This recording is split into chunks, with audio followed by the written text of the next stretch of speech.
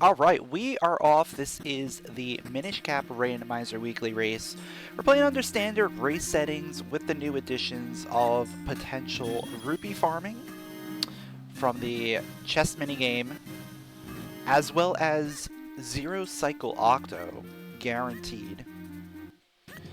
So good luck and have fun to the racers. Starting off with the sword is always good. Having that early combat, I will gladly take that any day of the week.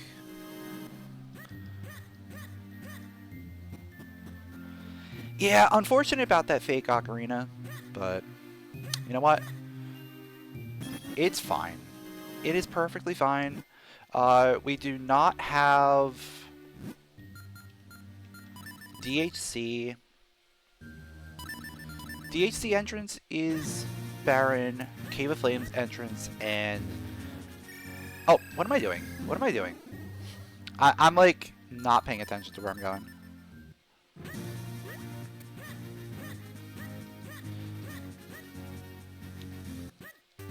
So yeah, DHC, Caves of Flames, and Palace entrances. Nothing there. There is a book in the back. Oh, interesting. That's very interesting. We need a wallet for that.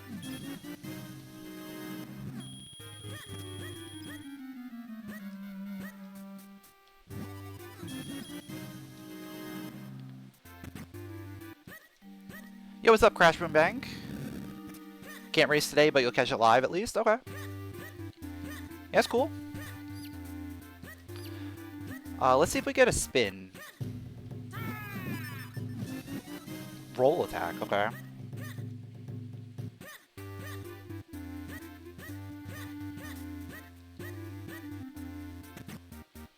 Nothing there.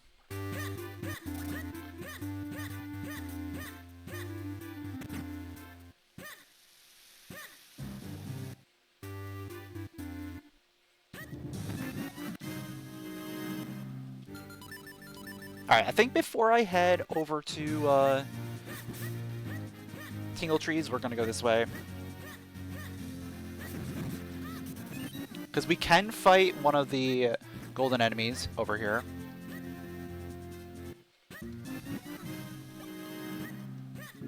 Yeah, hopefully we don't have to fight our friends the tektites with just a sword. Hopefully we get a boomerang for that.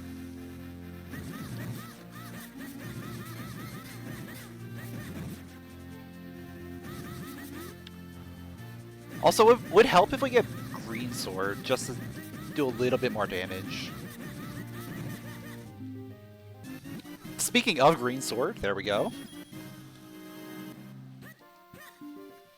Yo, TNT, thanks for the good luck.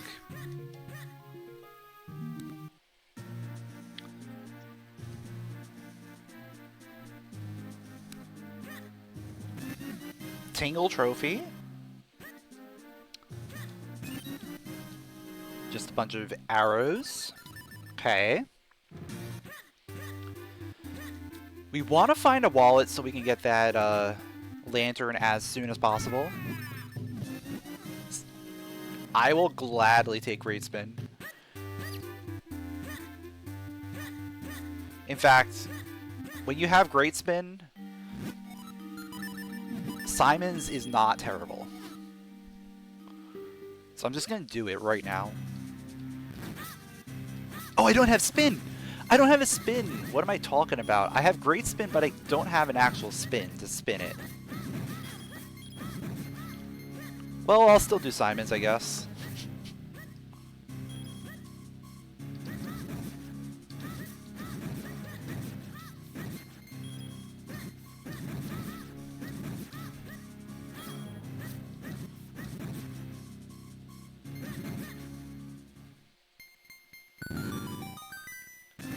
And that paid off. Oh. Okay. That paid off big time, dude.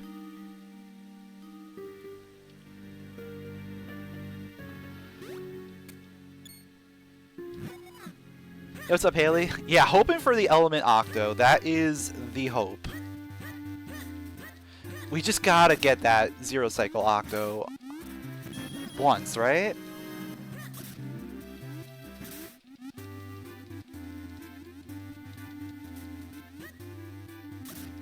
Did I? Yeah, I did. I did go into the dojo. That's where we got the great spin.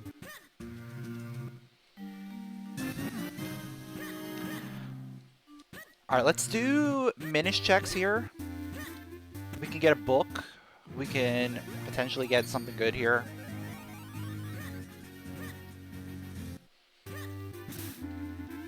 Basically, I'm going to follow these flippers. Probably loop my way around up north. And then we can head over to North Minish Woods, potentially. I can even get into Deepwood entrance. Oh, I can get into Deepwood entrance. That's an element.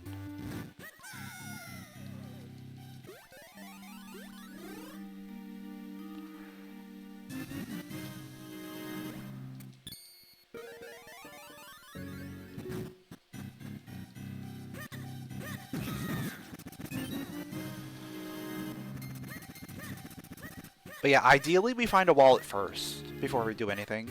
That way we can potentially get Lantern, just in case we run into droplets.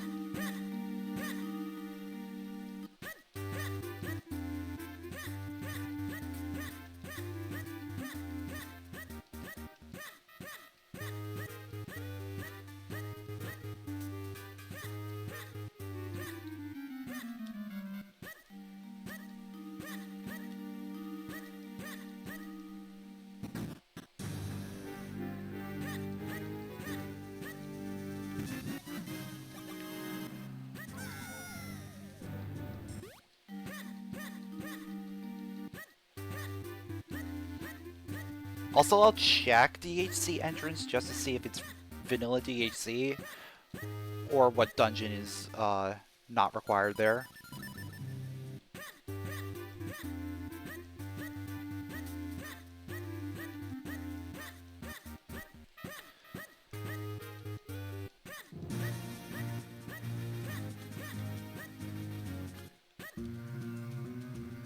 Basically, I'm just gonna run this in a loop real quick. We'll go up here, we'll go up into Courtyard, come back down, go into Trilby. Just kind of hit everything that we can.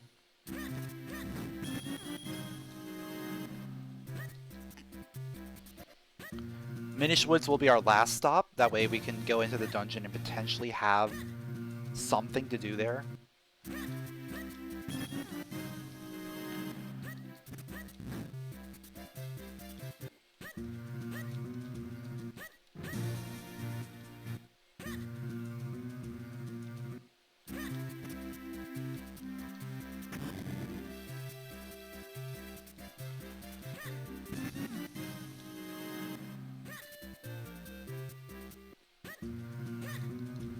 Let's see, Lon Lon Key, Ocarina.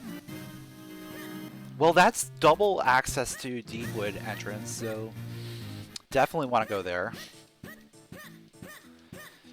This is vanilla DHC, so I can get one item here. Hold on.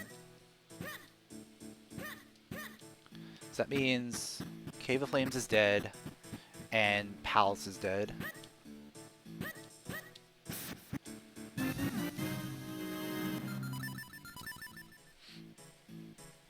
Yeah, we use map trackers for this. The main tracker through Emo Tracker is a map tracker, and it also is an auto tracker, so we're able to automatically track our items as we get them instead of having to manually click on them. Saves us a lot of time, because there's a lot of inputs that are required for this game. Because you're constantly rolling, so you're constantly pressing buttons. So having to stop and click on things in the tracker all the time is not very conducive to speed. Give me a spin. Got long spin. That is a spin scroll. Not the one we're looking for, though.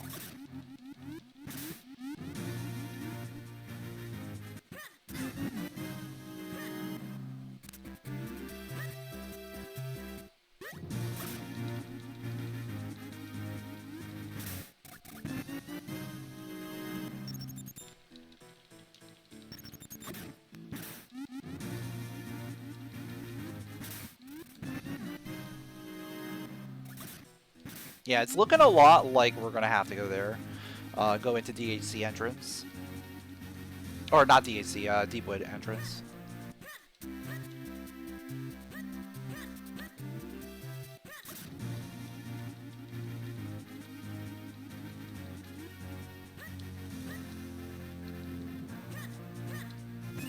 But yeah, what I was saying is, Lon Lon Key, Cape, or Ocarina gets me to another another dungeon entrance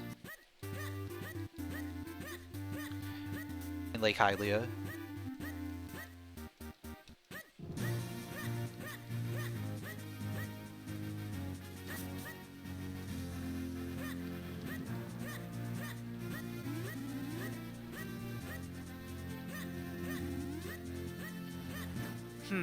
I think I want to hit North Minish Woods first, because I want to go into the dungeon. Oh, bomb bag's good. Please be real. It is. Very nice.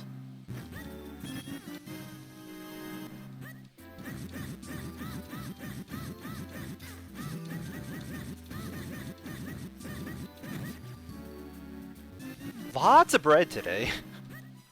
We're just getting all the bread. And we're not talking about rupees. I mean, we are getting a lot of rupees too.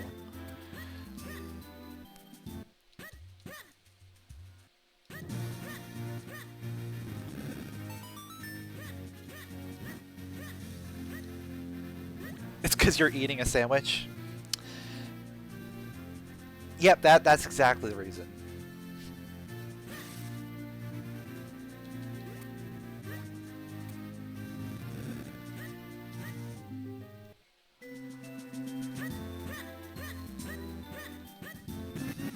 Boomerang, okay. That's solid. We got the boomerang before we had to fight any tektites. Let's go. We got the tektite destroyer.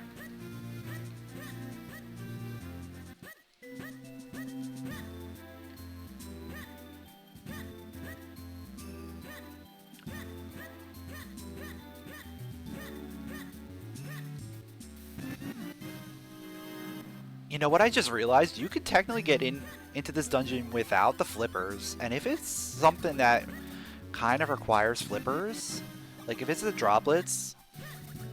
Ooh? Oh, come on.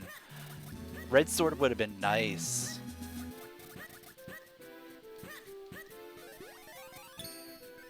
Even though I don't have spin. Yeah, without spin, I can't really do a lot with red sword.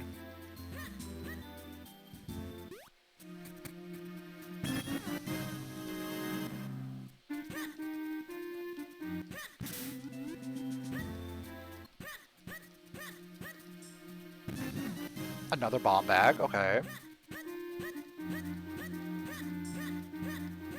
Oh yeah, I can finish the whole loop here. So when I leave, I can go to Bellari area.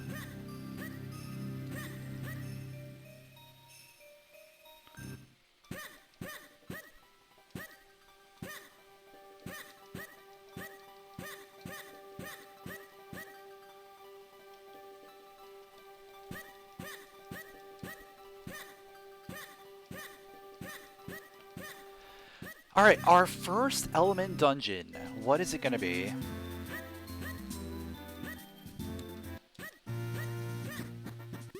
It's droplets. We have a required octo today.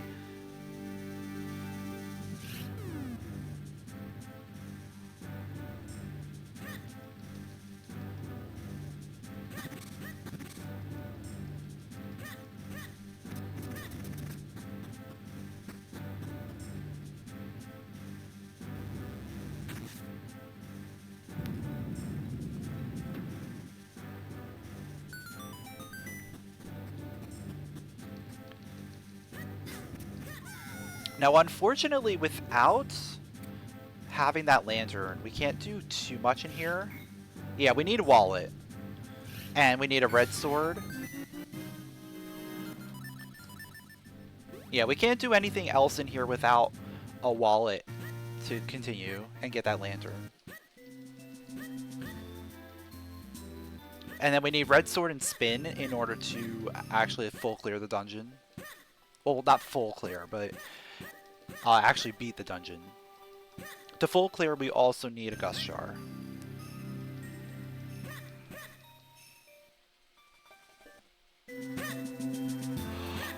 Oh! Could it be the Minish Flipper Caves is going to be the big thing here?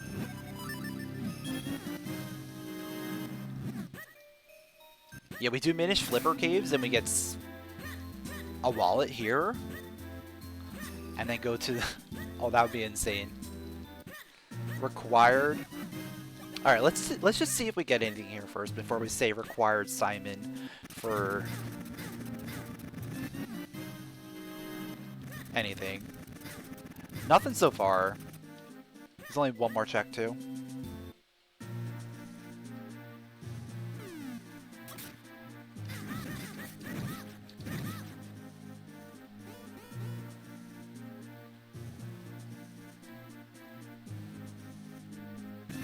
Nope, nothing there.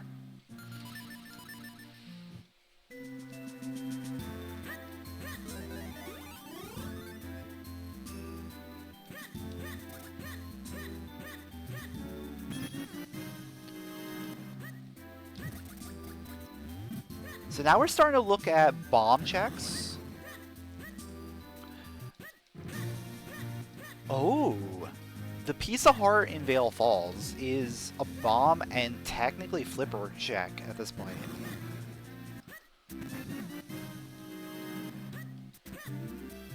And Vale Falls is open.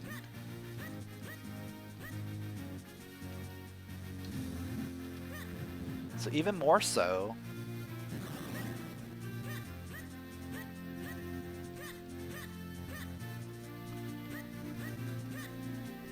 Town Underground Path only requires, like, a handful of bombs. You can do it with a starting pack of 10. I think if this doesn't pay off, we go back into town and try that. But this is looking really interesting. Okay, that didn't pay off, but here's a nice out of logic check.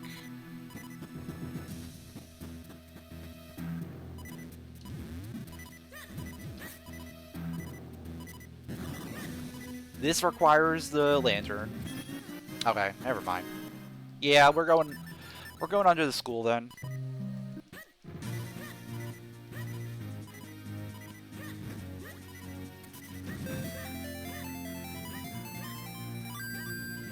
Good luck, Mashies and all. Yo, Snow, with the 24 months. Appreciate it. Welcome back. Thanks for the good luck.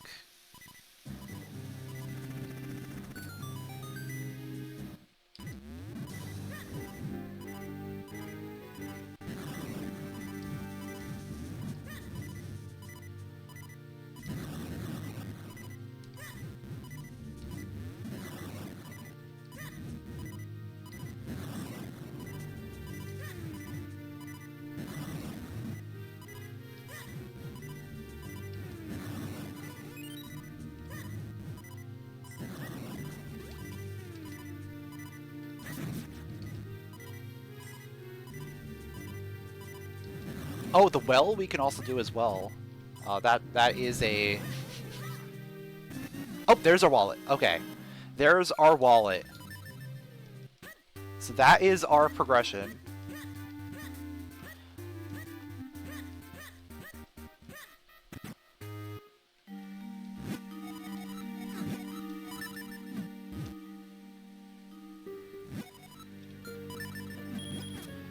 Thought about Wind Waker recently, realized you kind of want some sort of reimagined version from the ground up similar to Final Fantasy VII.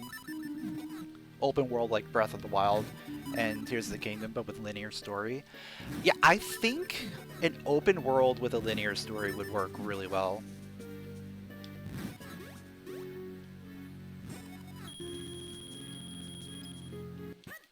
Like, we definitely want to see, like, a return to, like, a standard Zelda storyline.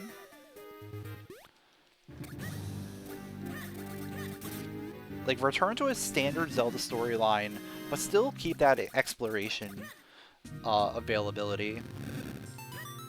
So having that open world, Wind Waker is a really good example of how to do it, right?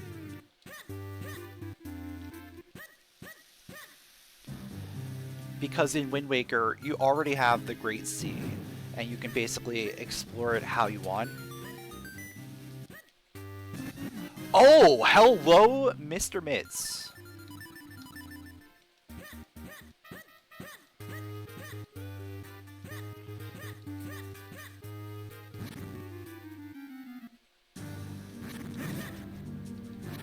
Yeah, you can definitely make it a lot bigger and a lot better on newer consoles.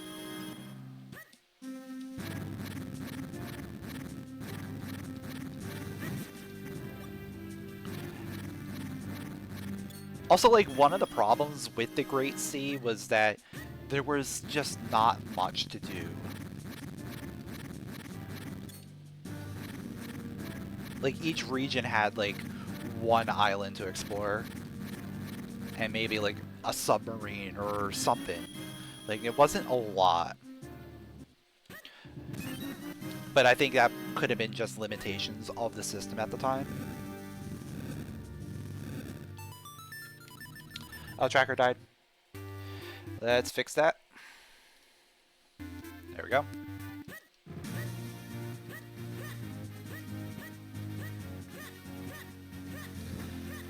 Alright, we're gonna check a bunch of mids checks along the way. Oh, mids gets us into Hylia. I forgot, that's another way into Hylia.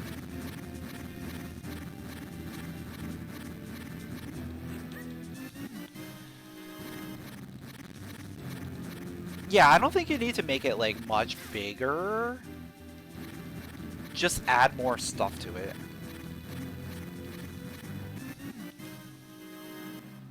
Bracelets, okay.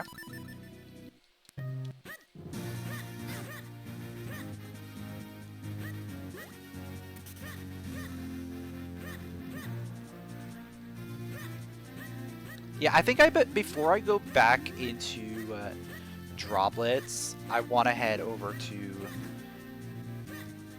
Lake Hylia.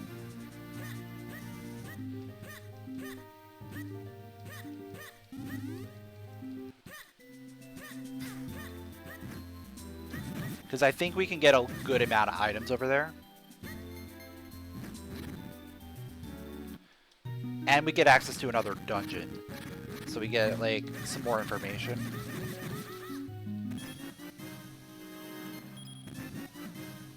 More information is always good early on.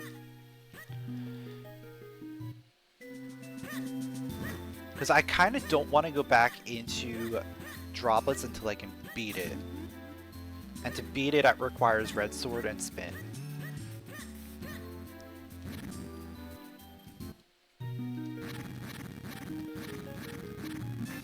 And right now, spin is the thing that I'm concerned about.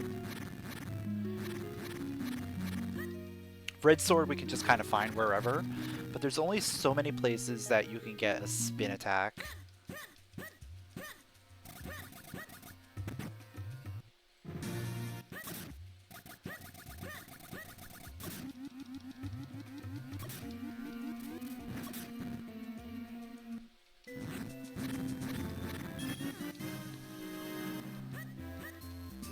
And it's gonna be Town Dojo, is my guess. Oh, we got Palace. Okay. Interesting. Can't do anything in Palace without either Blue Sword or Cape.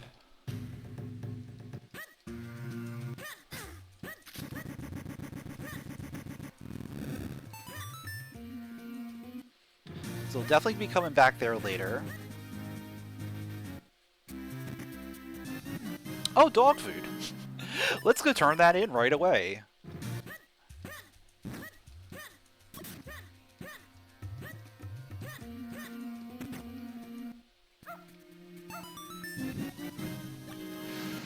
Ooh, this is getting a little spicy. Because I'm starting to think about potentially having to worry about Wave Blade.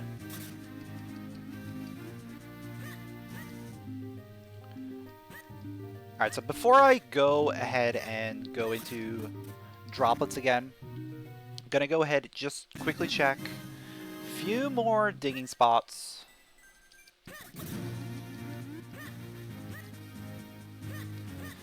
Got our quick warp set up all the way on Lake Hylia, so we should be able to just get back to Minish Woods very quickly.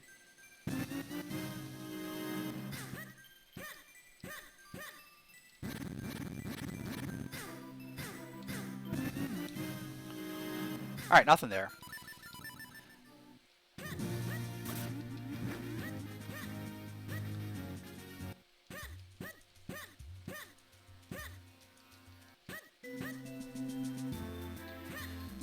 Hey, what's up, Randy?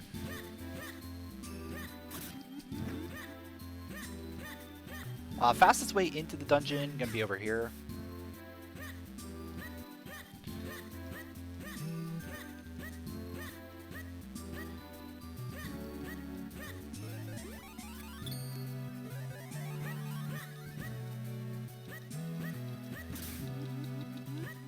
So let's see, we can clear out a lot of this dungeon. We can get all the way up to Blue Warp, going through Dark Maze.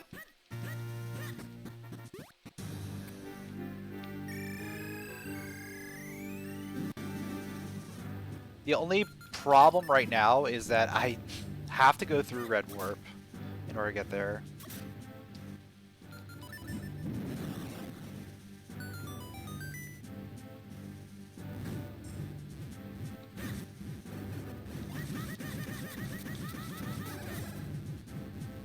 If you consider that a problem.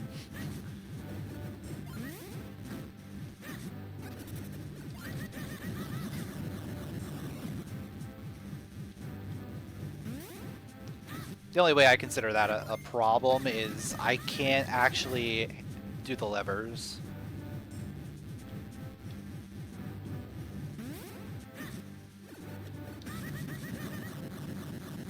So I'm gonna have to come back this way later on once I get Red Sword. And once I get Spin.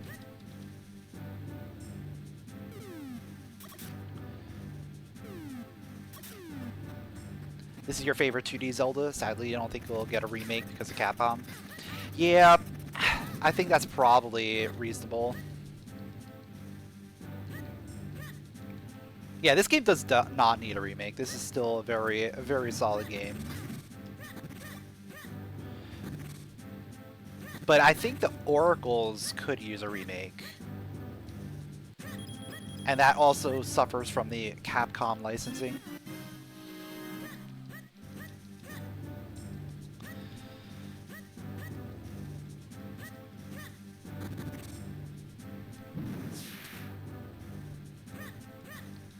So while I would like to see a remake happen, do I think it's likely? Probably not.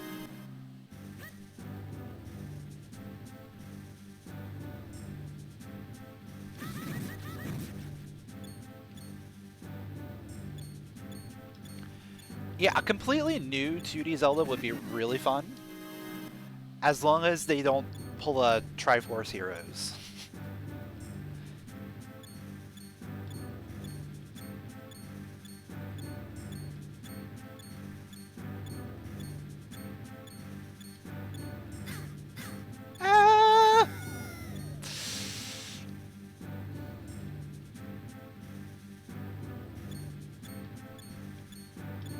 Doing this room without boots and without cape is kind of not fun.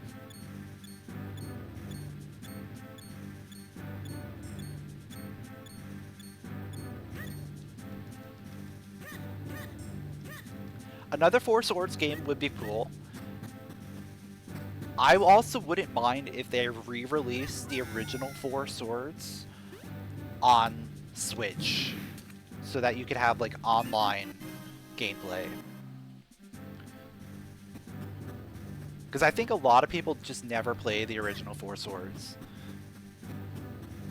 Maybe even do like a Four Swords packed in with Four Swords Adventures.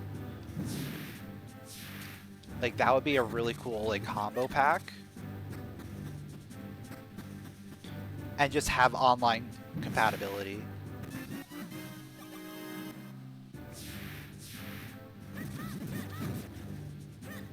Yeah, they did re-release the original Four Swords on 3DS as like an anniversary game or something. Or I think it was technically a DSiWare game or something.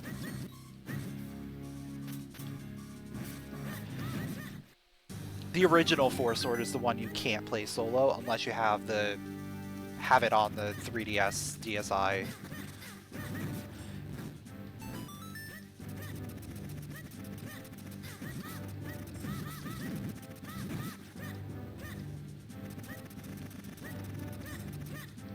Yeah, the re-released one is solo playable, but it's still not like intended to be played solo.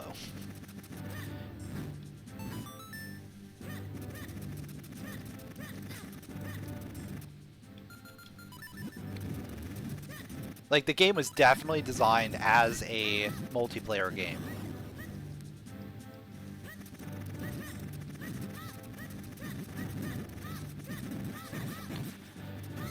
Alright, we got Red Sword. We gotta... we gotta find Spin, though.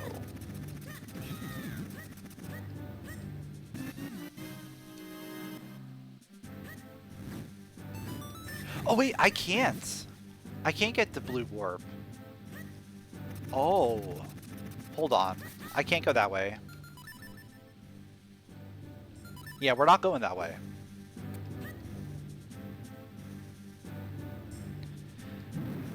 I need Cape in order to go blue warp from that side.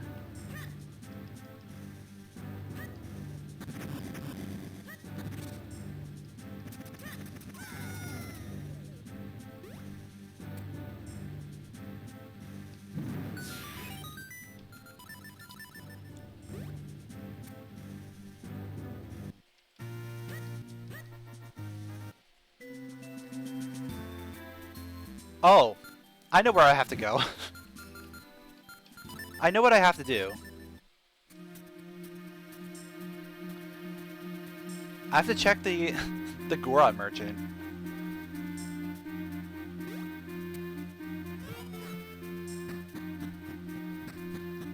I should have checked that once I got the lantern, but I got too preoccupied with the lantern.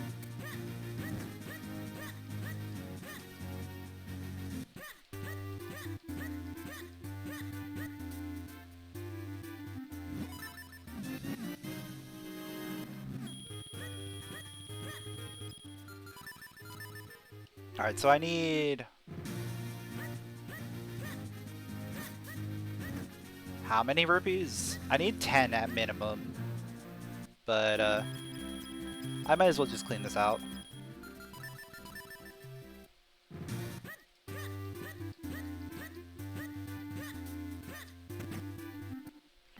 I probably should just grab 10.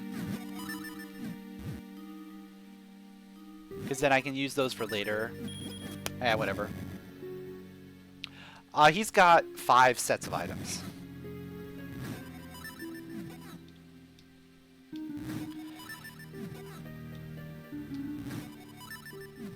It depends on the settings. Like you can set it to whatever you want.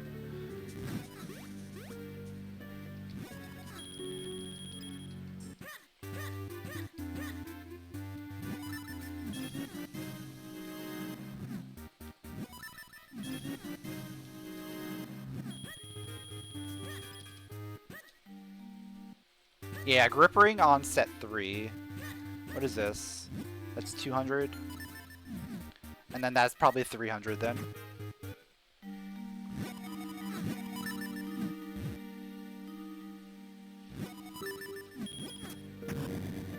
Oh, I shouldn't hold A there, because you can't actually... Alright, after 3... Yeah, that should be enough.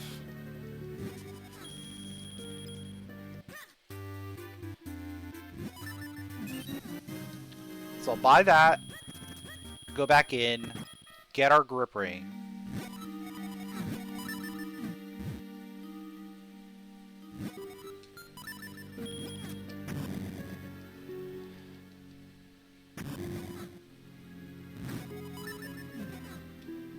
Grip ring's gonna allow me to climb up Vale Falls.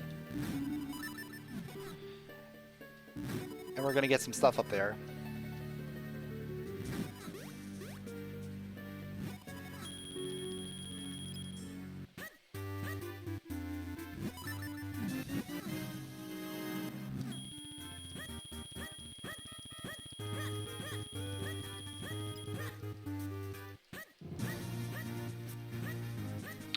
Oh, the tracker died again. Yay!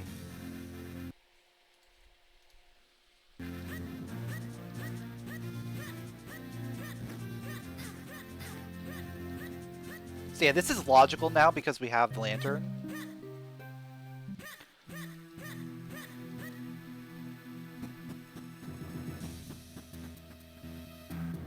I'm curious what we're gonna find up here.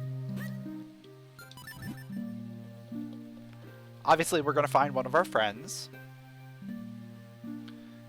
Maybe he'll have some items for us.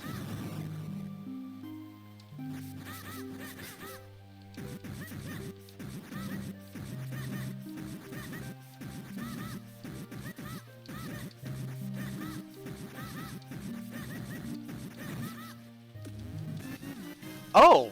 A wallet! A wallet right into some rupees is actually kind of good.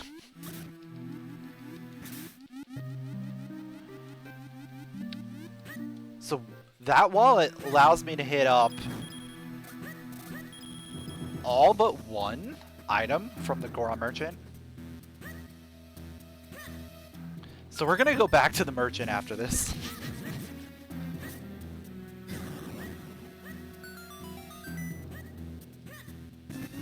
A bow? Okay. Gladly take that.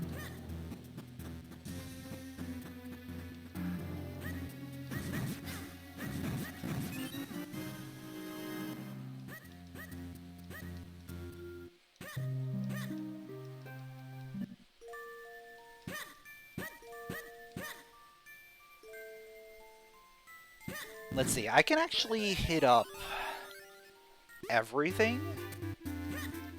Yeah, I can hit up everything here in Cloudtops without having the cape. It's just gonna take me a second.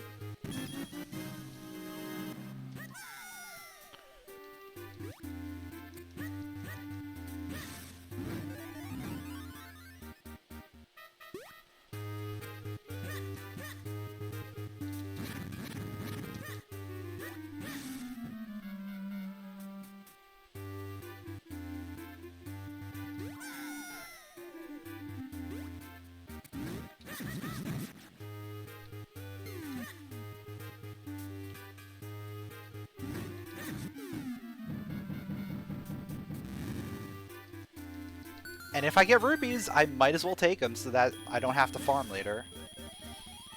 Or farm as much.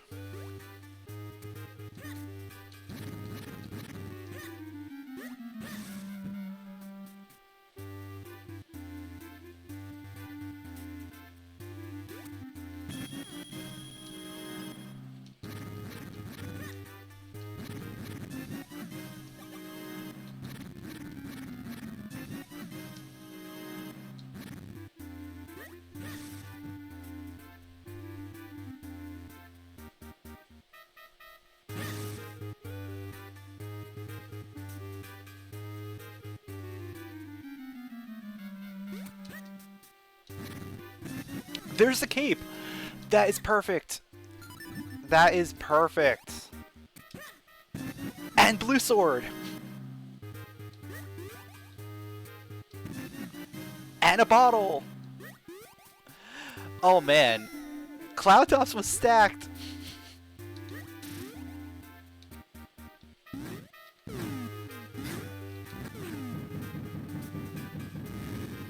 Cloud Tops was stacked.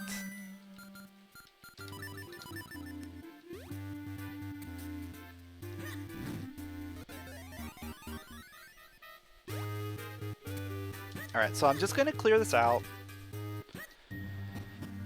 Because Wind Tribe is usually pretty good.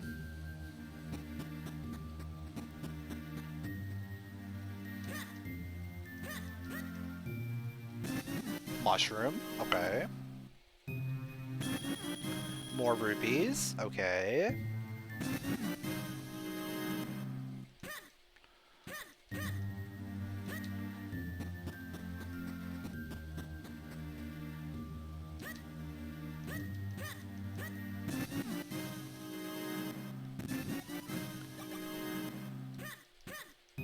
And I might as well see what dungeon's up here, so I know what I don't have to do.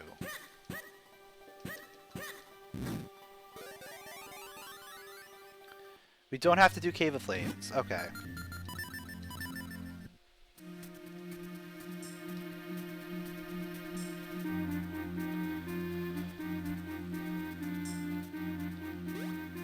So back to town.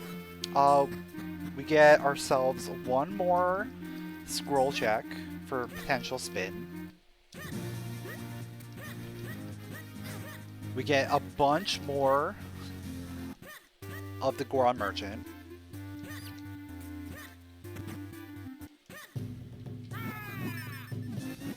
Rock Breaker, okay, not a spin.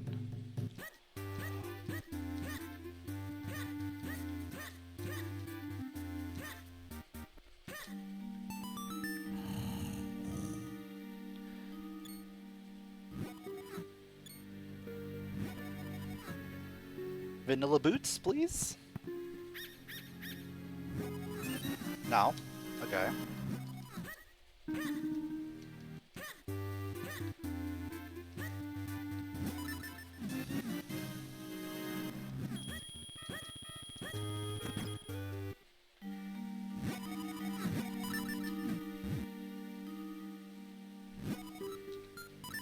Alright.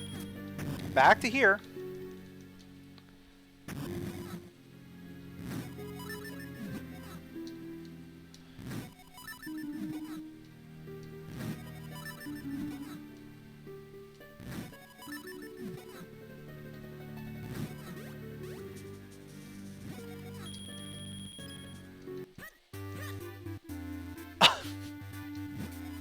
Okay. Nice little rupees here.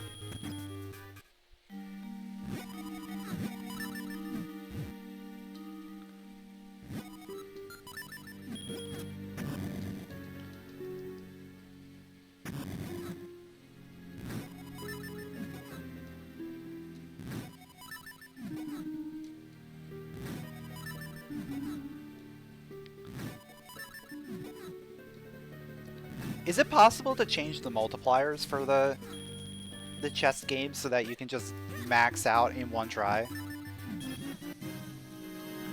Because that would help out this little bit of farming.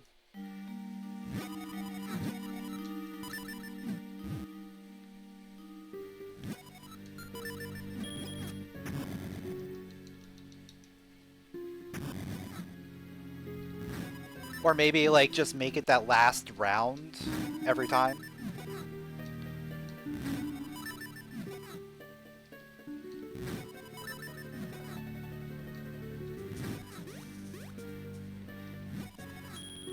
Yeah, something like that. There's probably a way around it, right?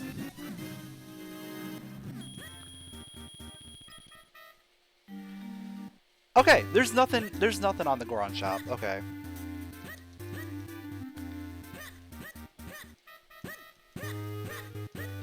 Instead, hold on. Hype Cave. We have access to Hype Cave now. I was gonna go to Crenal, but Hype Cave is better, technically.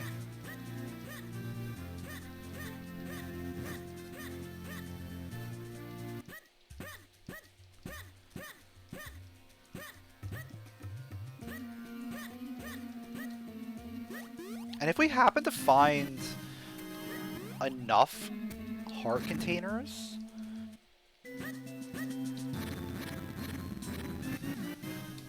we might be able to get Waveblade.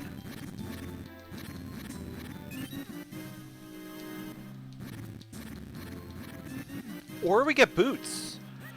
Okay, boots to spin?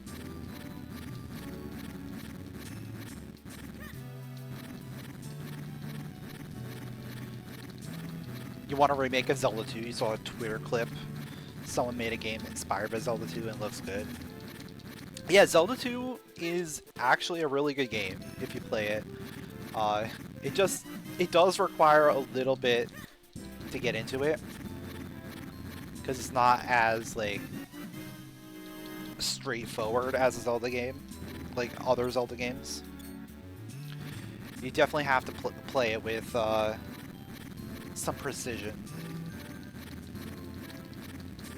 because the level up system is not the greatest. You either end up spending all the time farming your level ups, or you have to follow like a very specific experience route in order to make sure your level ups work out the way you need it to. Which is kind of why like the speedrun is the perfect way to play it.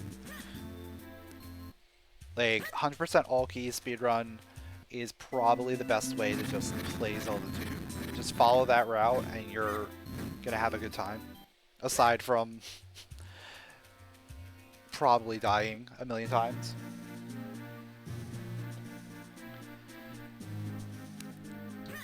Gust Jar? Oh, it's not real! It's not real, dude!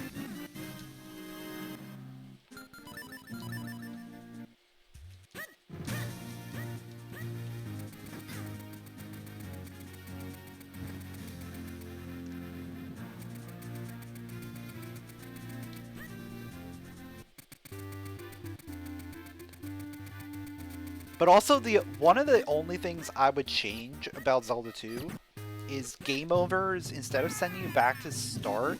Peril Beam! Where is our spin? It's gotta be on... It's gotta be on Waveblade, right? It's either Waveblade or... Oh, did I not do... I didn't do Grimblade. It's probably on Grimblade. It's probably here.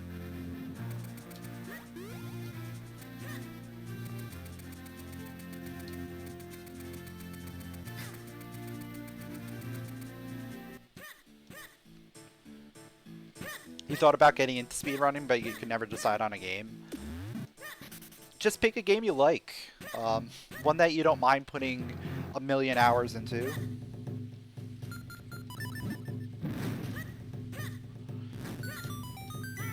Because by the time you're done... Yep, there's the spin. By the time you're done playing speedrun, you're probably not going to want to play that game for a while. So don't pick like your favorite game, probably. But just pick something that seems interesting to you. Try it out. See if you can go fast.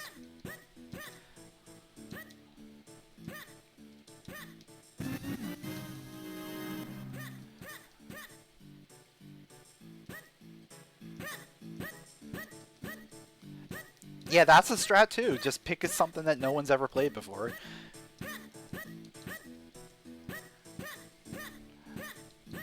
But that also requires a lot of work, because you're gonna, if you want to play that fast, you're gonna have to like sit down, figure out everything yourself. If you play a game that a lot of people play, everything's pretty much already documented. So you can just kind of go in and just play it.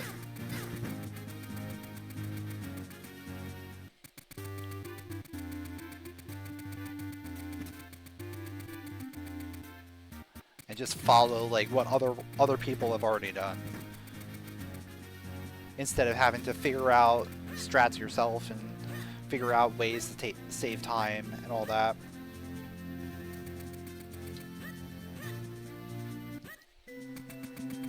Alright, so I'm just going to go ahead and finish up droplets.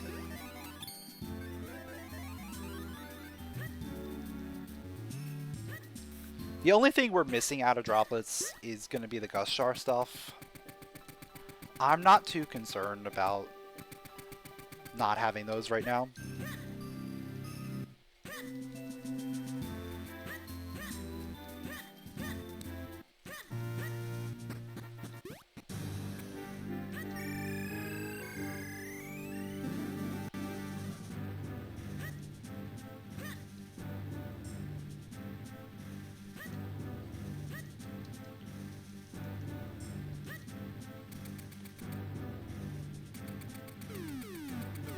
Oh yeah, new stuff gets discovered all the time, just like casually playing.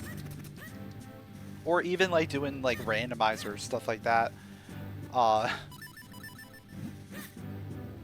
There was a trick found for this game. Right here in Temple Droplets, in a randomizer. Do I want to go? Yeah, I have to go this way, don't I? I don't have Gust Jar.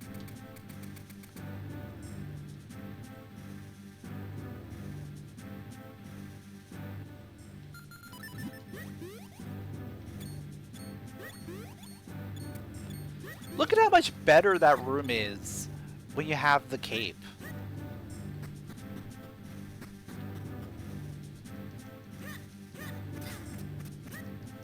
So much better.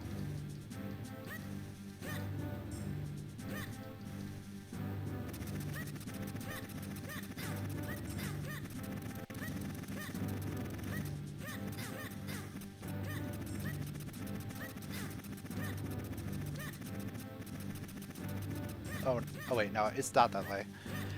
It's... I didn't want to have to pull out the lantern, but whatever. Ah, there it is. There's the opening. I was like, I know the path, but I didn't want to have to open this up. Oh, there was one more.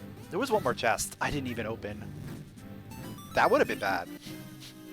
That would have been really bad if that was like our cape or something.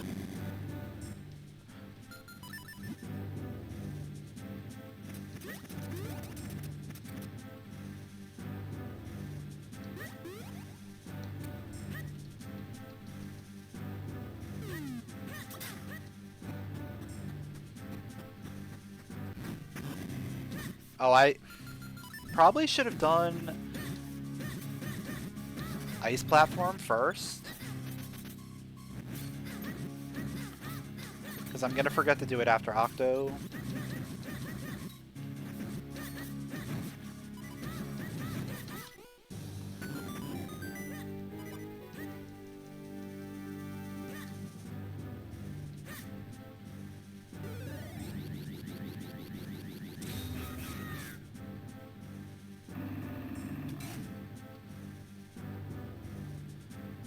Well, all those games with like ace warps and stuff, they do everything within the game. It's all within the game code. Like, they manipulate that code in order to make sure, like, trigger certain things. Like, some of them are a little, like, cheap, like, ones that you're able to finish the game within, like, a couple minutes. But some of them are okay, like Oracle of Ages, for example. You have to play through like an hour plus of the game before you can get to the point where you can ace warp to the credits.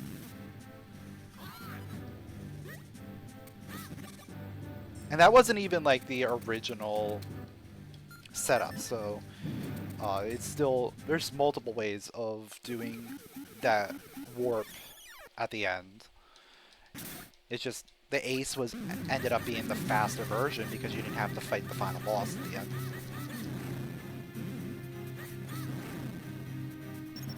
Yeah, no more ink. So, assuming everything goes well here, We should never see an ink phase on phase 3.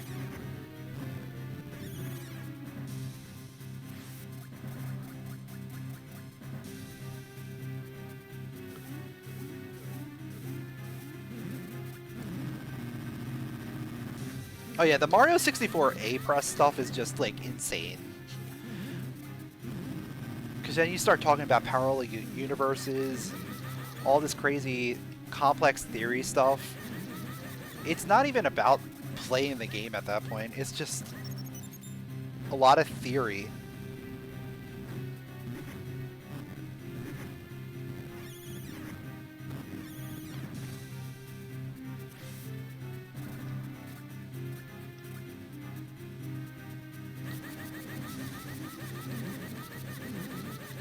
Yep.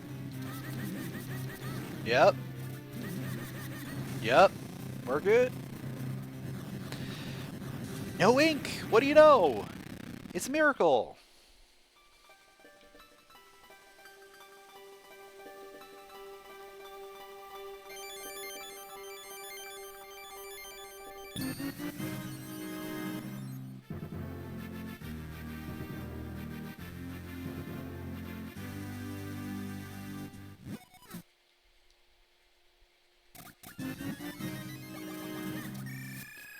Alright, so before I leave, let me go blue warp and hit up the 2 checks over here.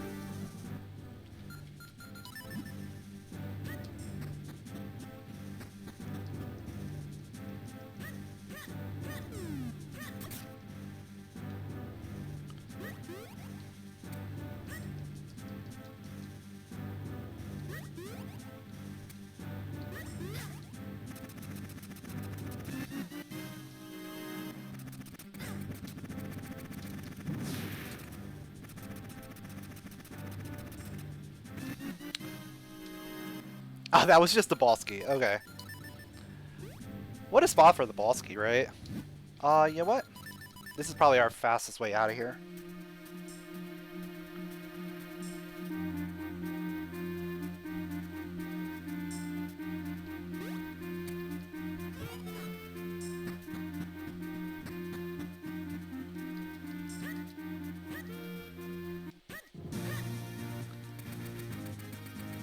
Now I'm starting to like figure out what other dungeons do we have access to.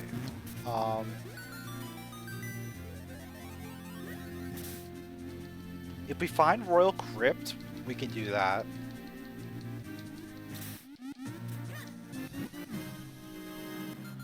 Yeah, Royal Crypt is doable. Fortress is doable.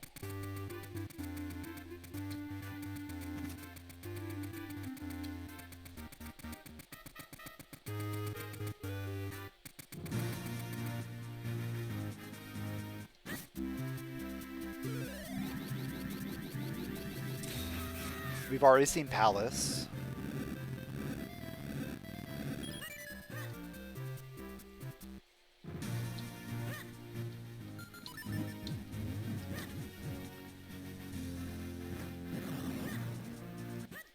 I guess the only one that we can't do is Deepwood, if we find it.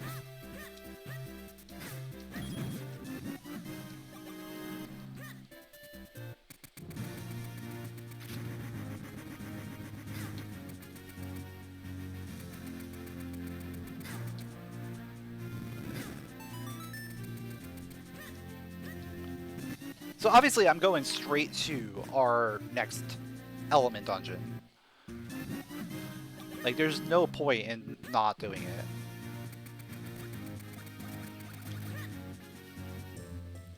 When most of the dungeons we have remaining are viable, completable dungeons.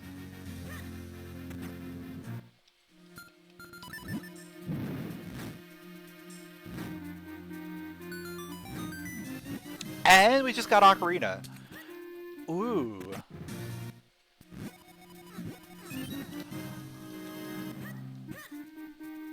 That tells me a lot, too. That gives me information on the Crenal dungeon. So I might actually check that first before going to Fortress entrance.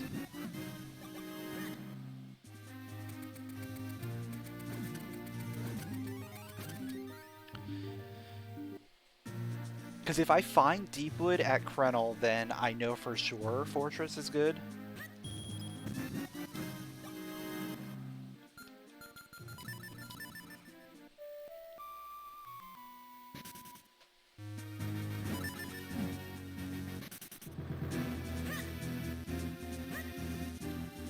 It is Deepwood. Perfect.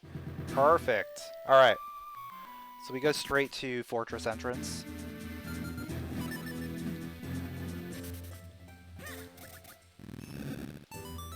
Do I hit a couple things out here first?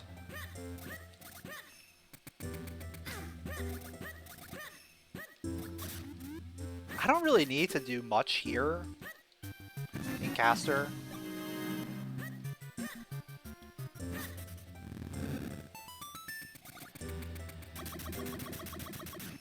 Yeah, I think I'm better off just checking these. Like, checking this right away.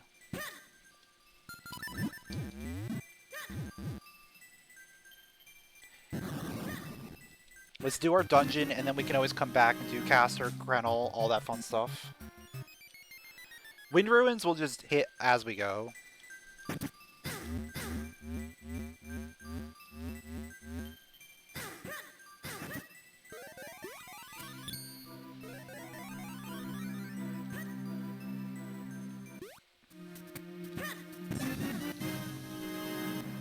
Yeah, this is an interesting seed so far.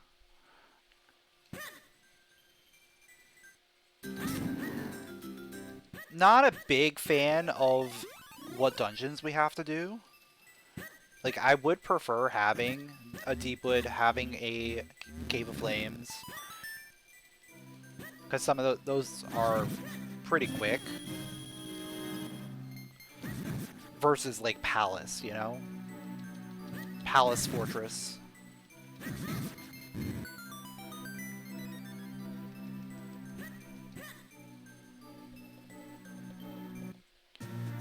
Like, anytime you can get a non-required palace is a good thing.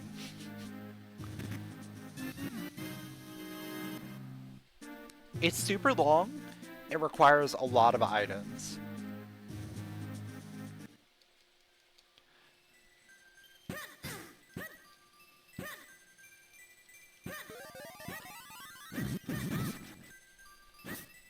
You like cursed seeds where you just question your life choices?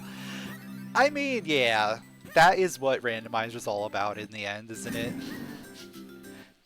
Just finding the most cursed way of going through the game.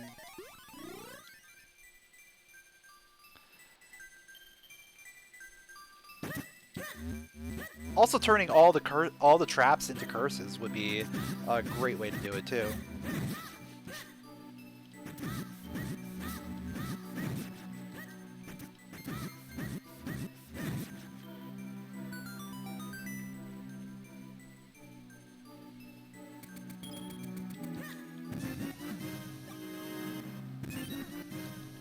Alright, we're up to 10 hearts. Wave Blade is now available.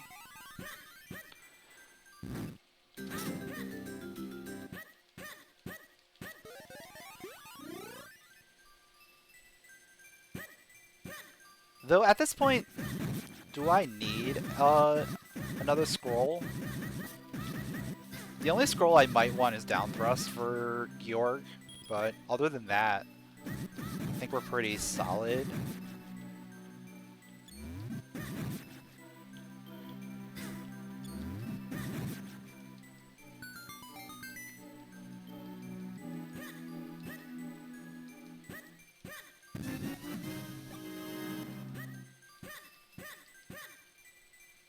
It's Royal Crypt again! Royal Crypt likes to be here, I've noticed.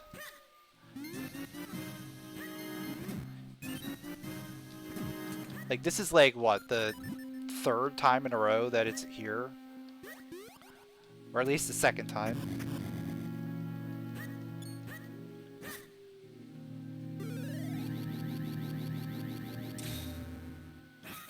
Oh, I forgot to change it. Why do I do this to myself every time?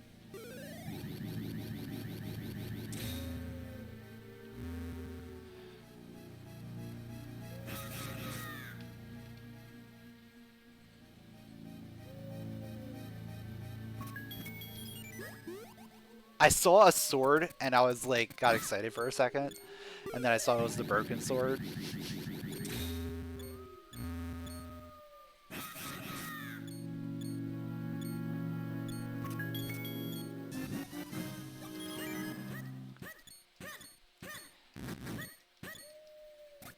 You think there should be a setting that changes every item in the game that is not required into a Rupor? And anti-heart containers?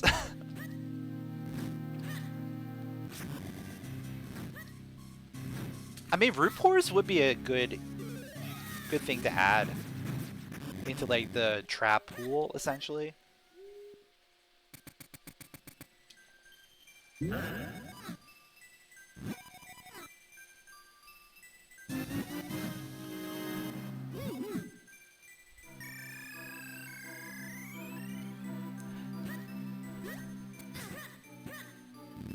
Yeah, make every non-required item a curse trap.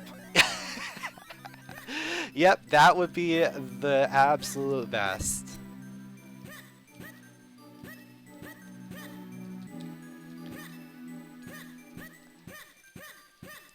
I give that a 10 out of 10. I would walk literally everywhere.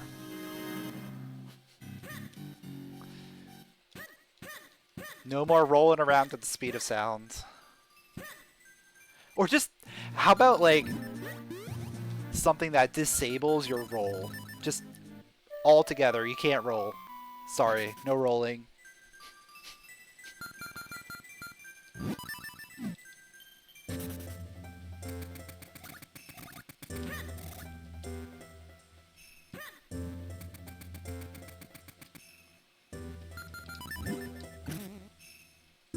Yeah, the curse traps are temporary. But with the amount of items you find, the chances are you're just going to keep going from curse trap to curse trap.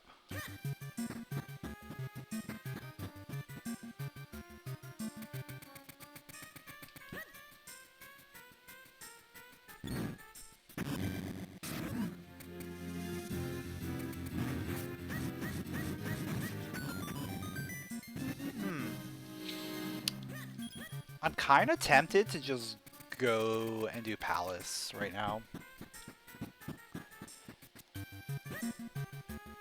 I don't have Cane.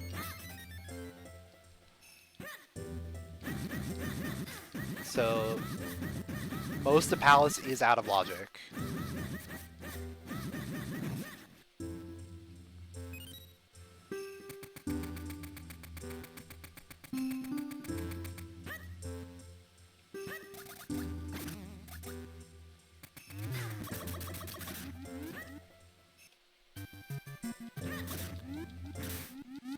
Here, tell you what. If I get down thrust here, we go to Palace. Okay, we didn't get down thrust. That's true. Out of logic does not stop me, usually. The only thing I'm concerned about is getting key locked. Because of not being able to do pop push.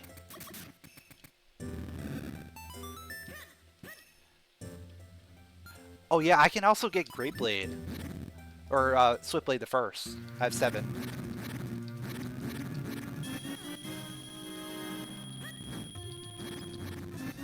Oh, shield.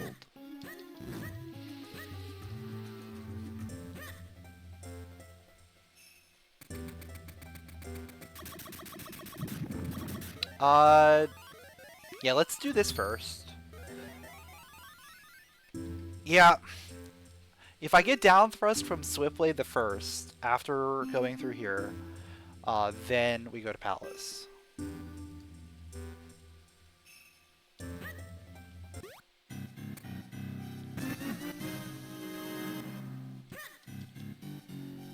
I'm just going to clear out all of Caster because Caster tends to have things in a really weird way.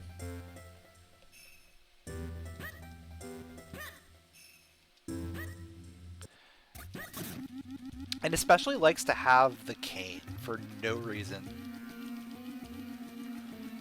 Like, I've had canes show up here way too many times.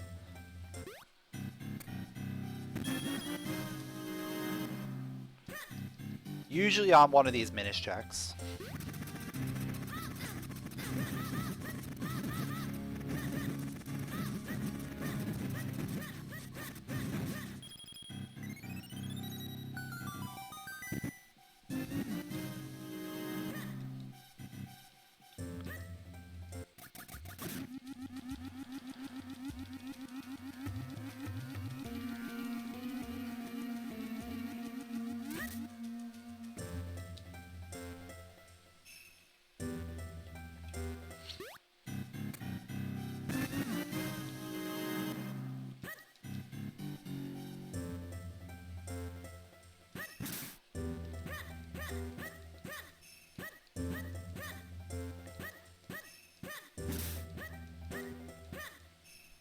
Why is the cabin yellow? Cabin should not be yellow. I have boots, and I have flippers, and I have bracelets. Like, that should be everything I need for doing the cabin.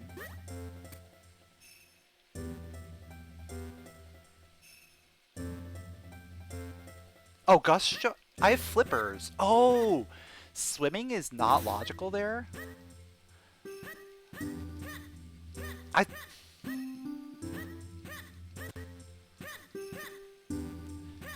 You need Gust Jar for that? Oh, okay. I did not know that that was out of logic.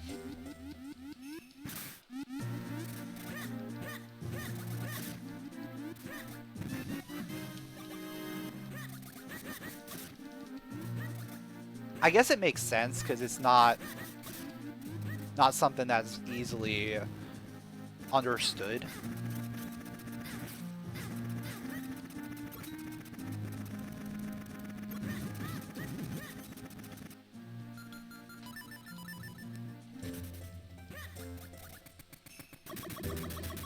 Yeah, that makes sense that people didn't realize you could go off the bottom there. Dash attack. Okay.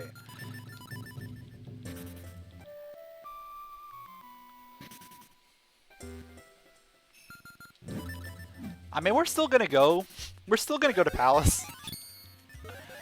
I have to do it at some point, right?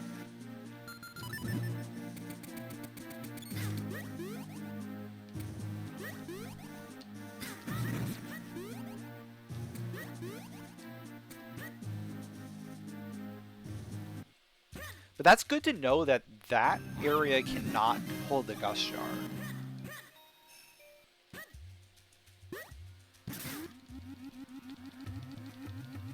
Because if we get into a Gust Jar, you know, Gust Jar go mode situation, which always seems to happen, there's only like a couple like places you could really go ahead and get that Gust Jar from. Or not get it from.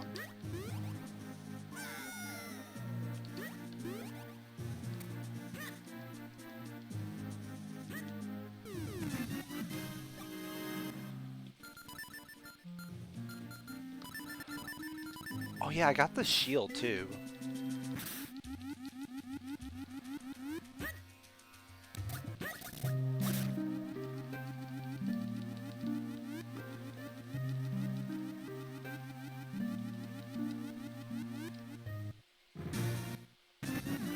So that wallet is logically Gust Jar locked.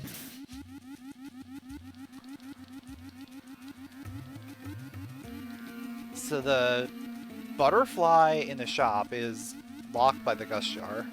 Doesn't actually do anything. Doesn't actually lock any items, though, so unfortunate.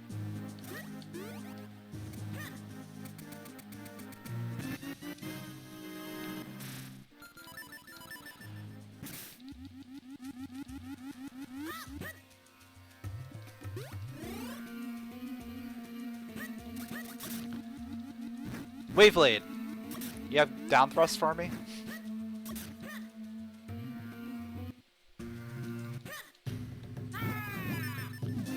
No! Down thrust is going to be the last thing I find. Well, I'm not going to look for it anyway. Like, at this point, there's no point in looking for it.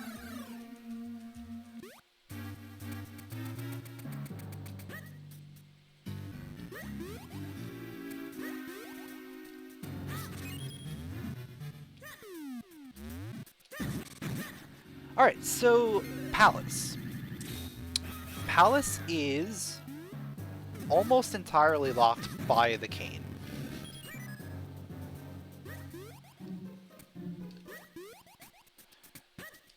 We do not have said cane. Therefore, anything that we find past like the first couple rooms is cane locked and cannot be used to find the cane.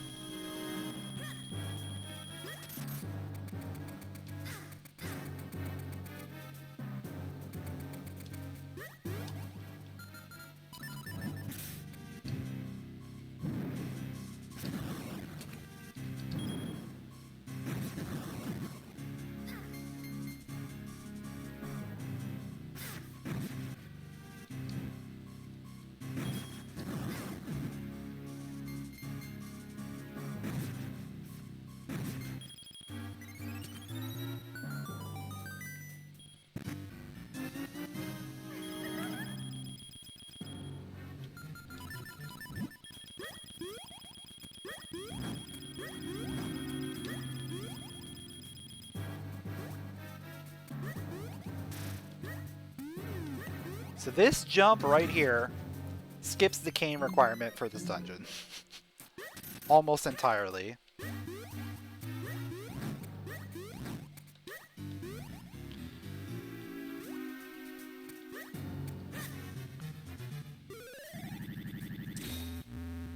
Yeah, it's a very simple jump once you understand how to do it.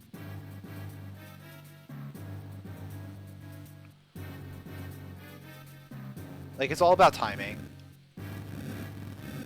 And you just do that full jump ahead of time, and that sets up the timing perfectly.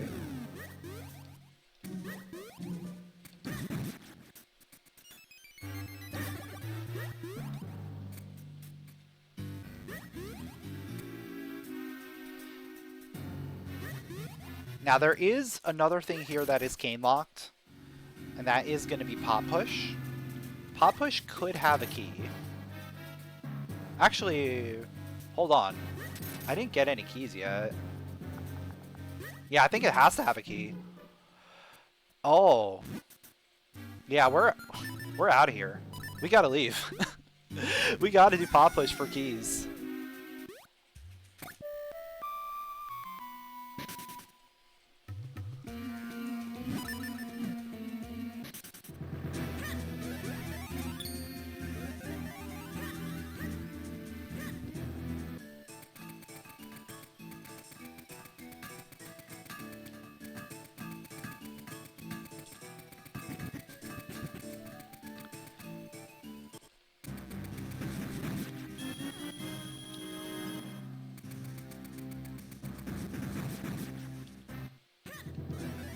You're watching a streamer beating Twilight Princess for the first time, and he struggled with B scanning because he didn't understand exactly when to press A.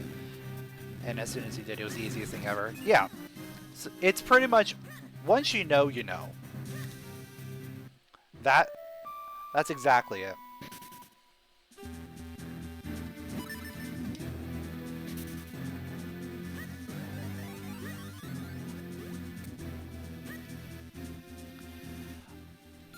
Oh yeah, let's fight our friends.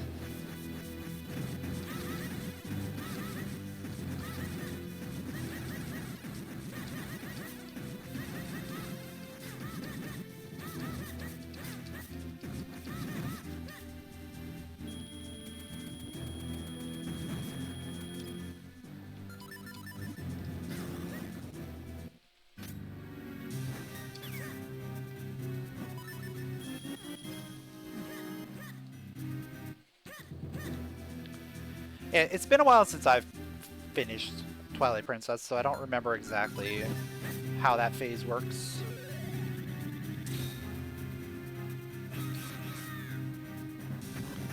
I know, like, you have to, like, stop him.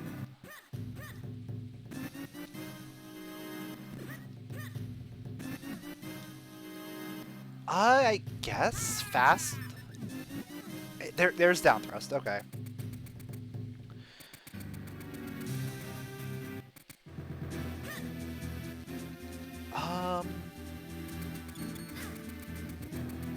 Yeah, we'll go this way. Yeah, you have to like stop him charging and then throw him.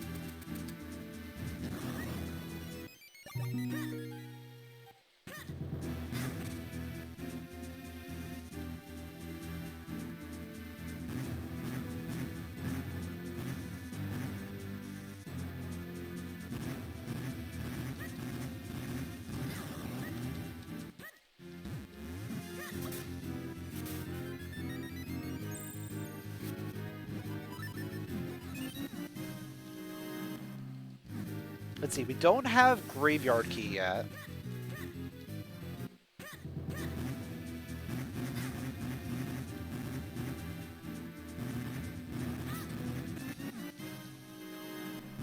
Let me just confirm.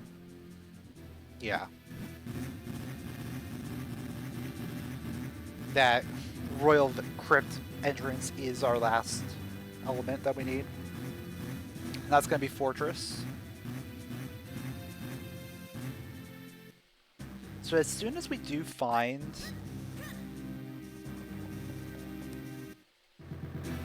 the Graveyard Key, we go there.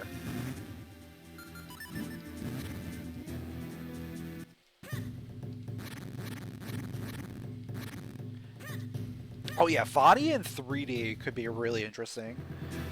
Like, there's a lot of things they could do with Vadi in 3D.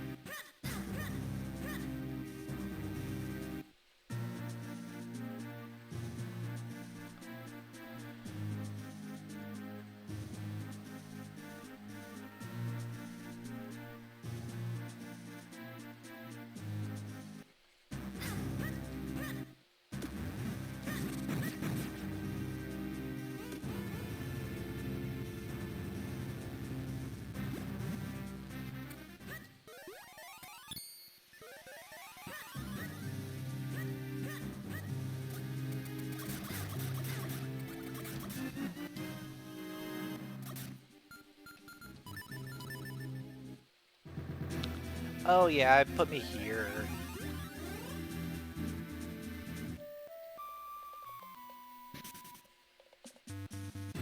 Well, I'll leave and come back. Because there are other things I want to do.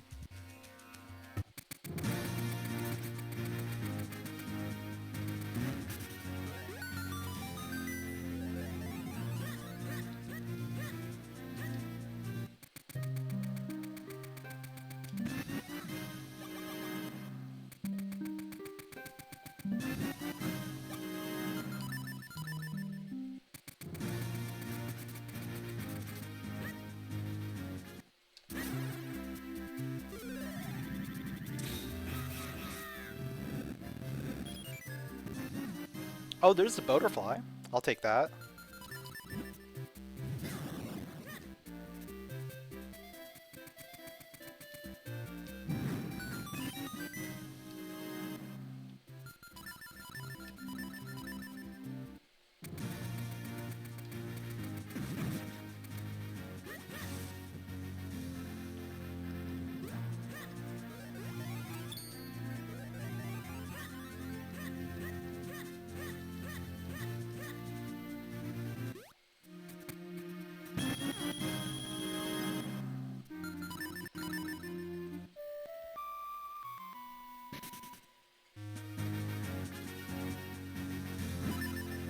Yeah, let's go clean out the rest of Crenal.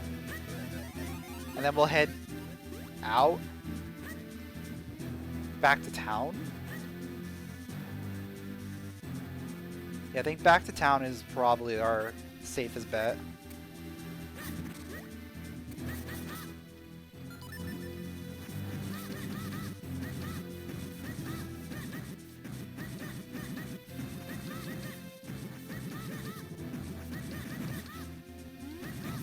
There's the cane. Okay. Now with Kane in tow, I think we go back to Palace. Yeah, absolutely go back to Palace.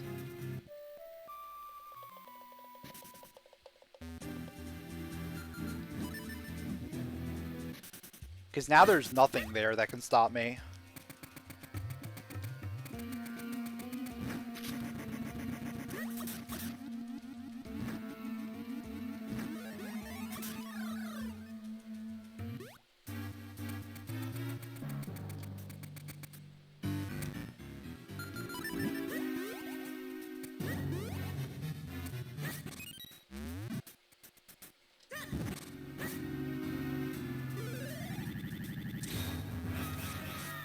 It's just rather unfortunate that our first set of keys was locked behind Pop Push. But that's kind of how this works, right? Like this dungeon, you're once in a while you're gonna have to do Pop Push. Just for progression.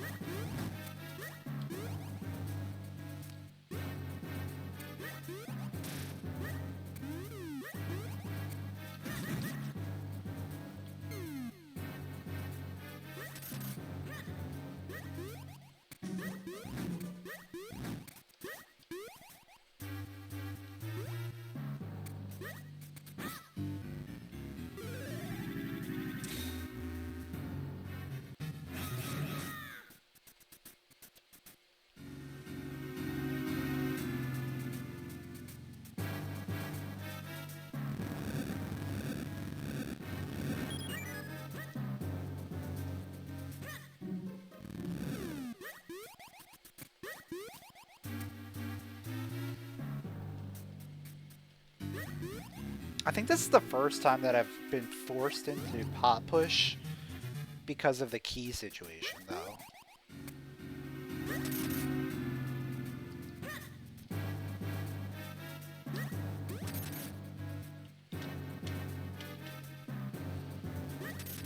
Like, usually you'll at least get one set of keys early on.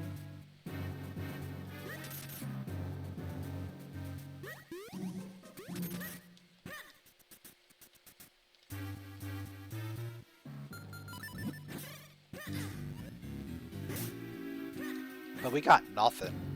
We got nothing today.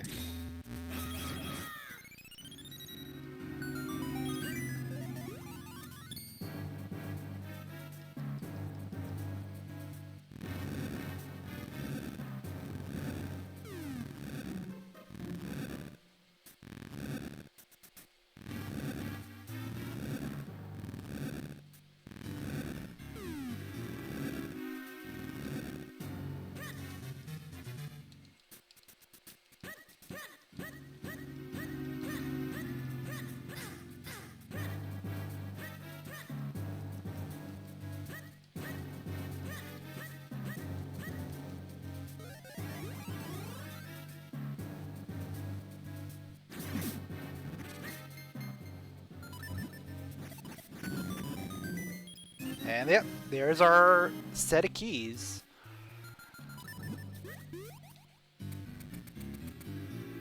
So that guarantees me progression through the dungeon.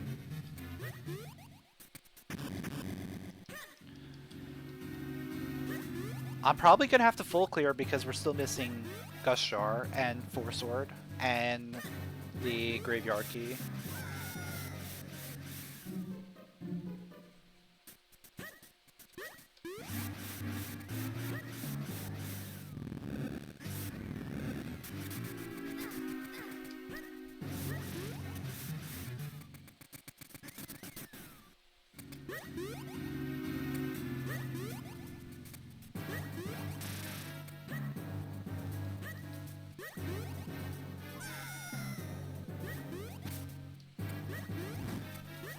Unless we just get super lucky, but I doubt that's gonna happen.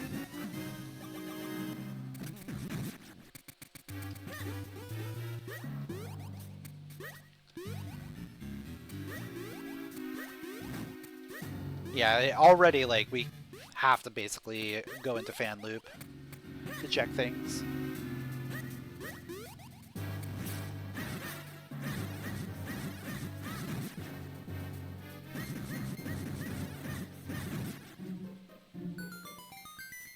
Alright, yeah, there's the other set of keys.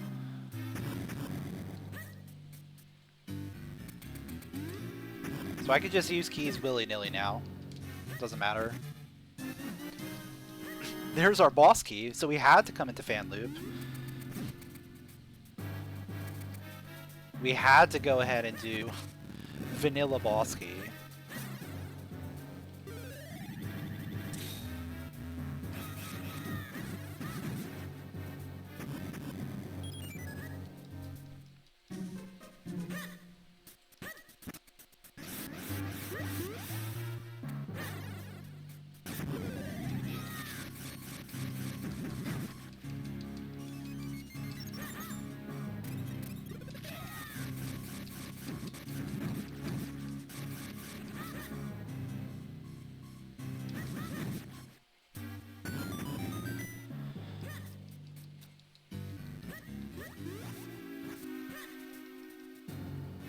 So the next thing we want to do after this is just follow the cane.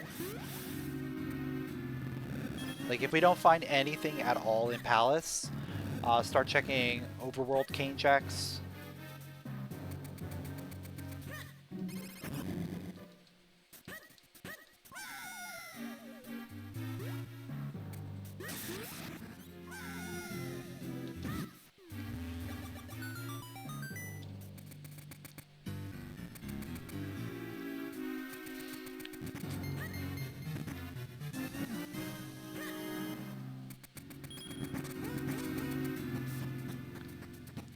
And then, of course, if we get access to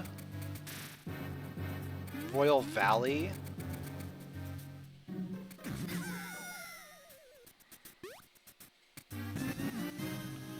like, if we get access to Royal Valley, then we obviously go ahead and just do Fortress as soon as we can.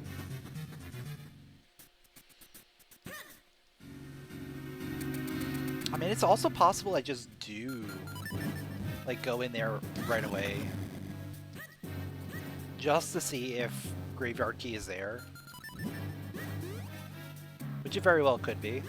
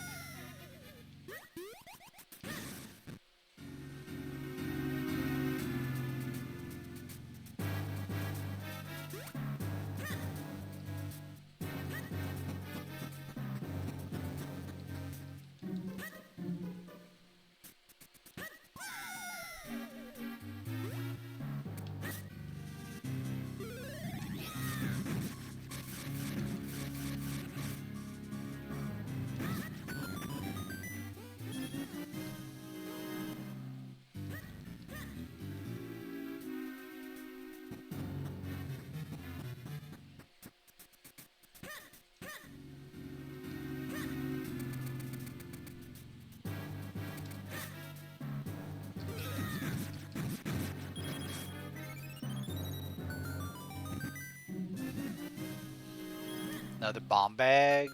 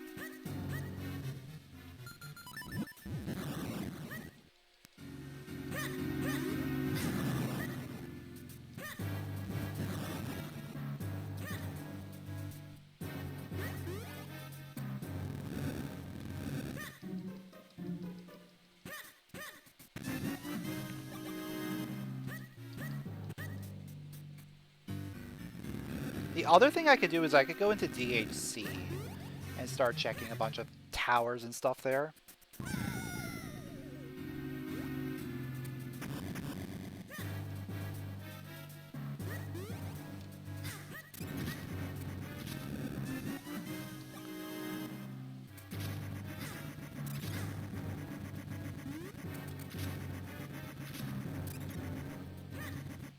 But I don't know how much of that I really want to do right now.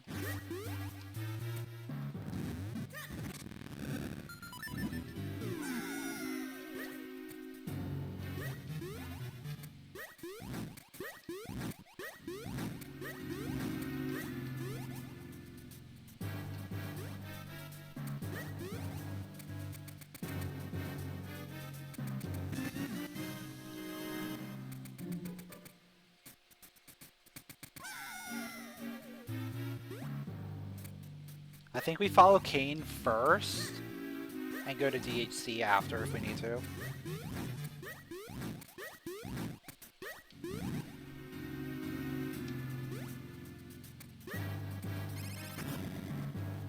Because Kane gets us a lot of things.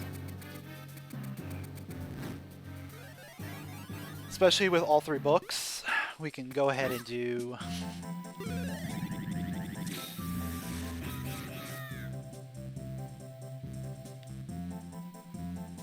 do the library.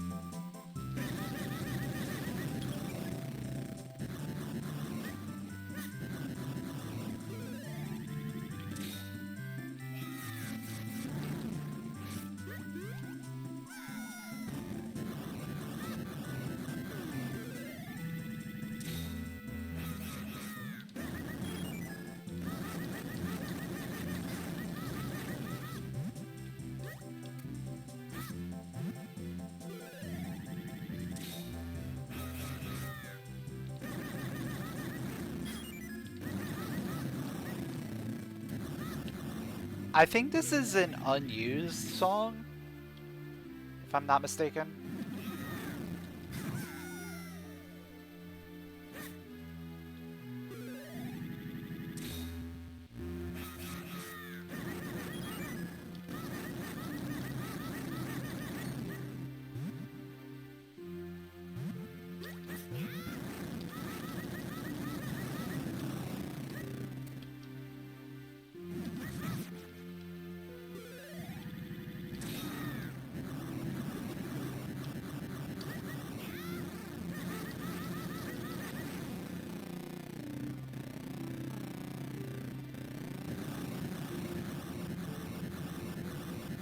Alright. Palace is done.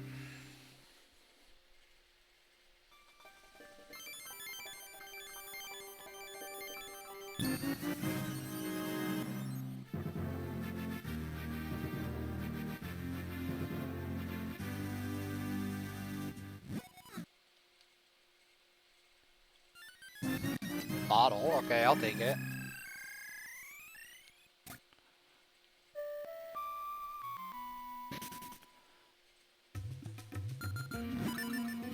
Yeah, I think still the fastest way for me to get to lower Vale Falls is through here.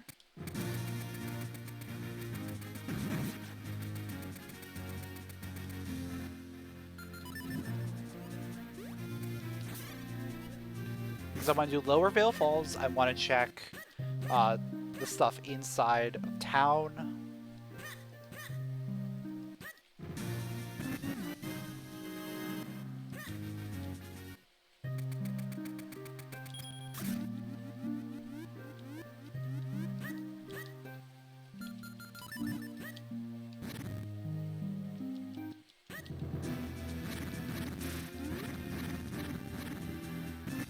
There's the Gust Jar.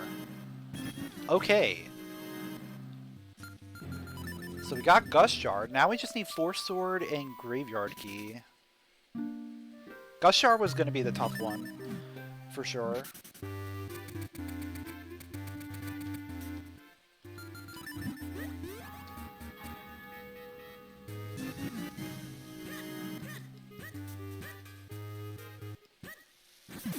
Like, Gust Jar is always one of the toughest things to find. if you don't have required T-Blade. I mean, even if you have required T-Blade, it's still one of the tougher things to find.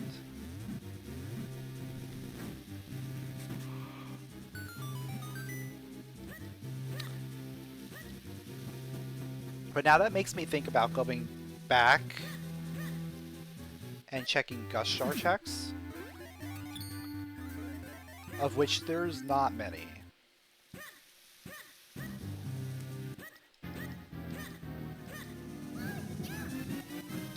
The biggest ones are going to be in droplets.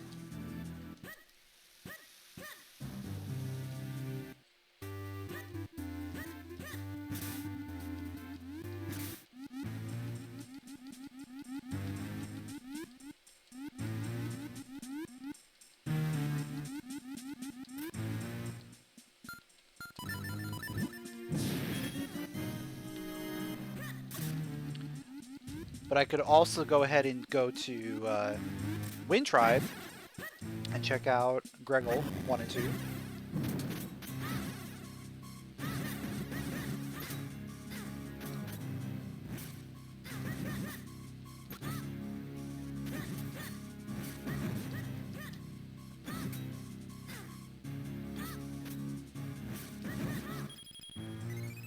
What's up, Tassin? Thanks for the good luck.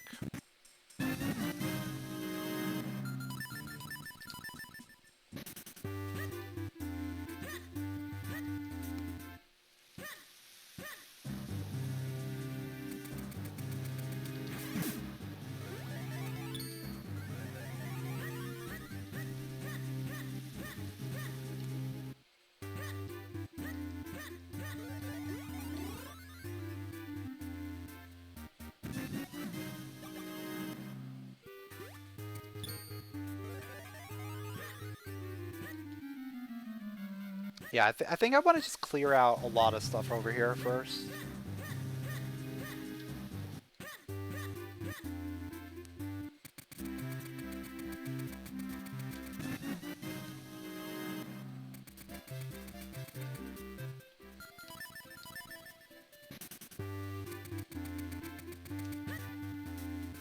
There's a lot of little things we could be doing. Either between, like, Blue Sword, Cane, Gust Jar. There's a lot of things that we could be checking.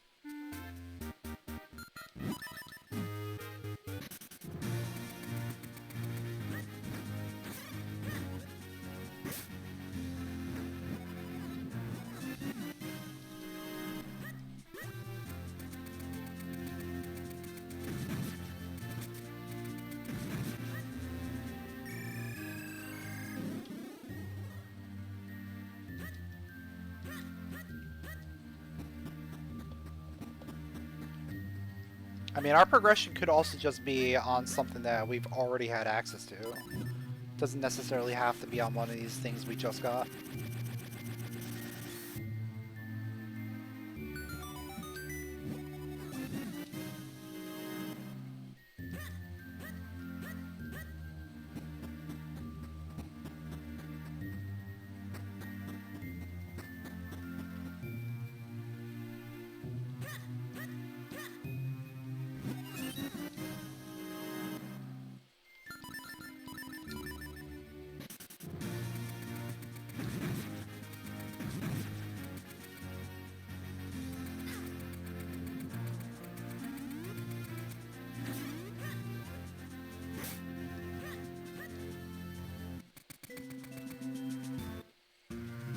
Like, maybe I check front of Royal Valley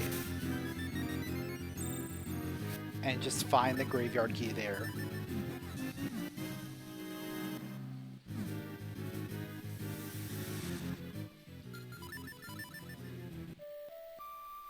That is actually kind of likely, given what I have left.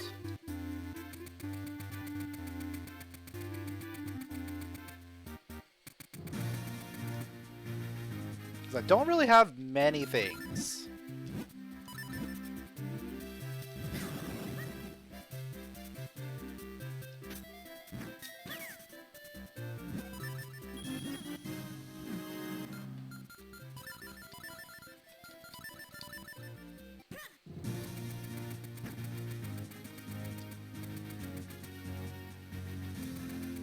The other possibility is just the rest of Crenal.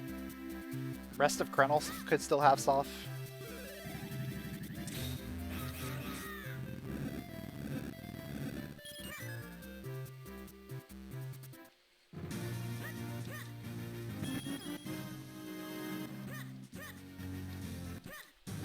Or DHC. So yeah, if we don't find it here, I go into DHC and look for Graveyard Key again.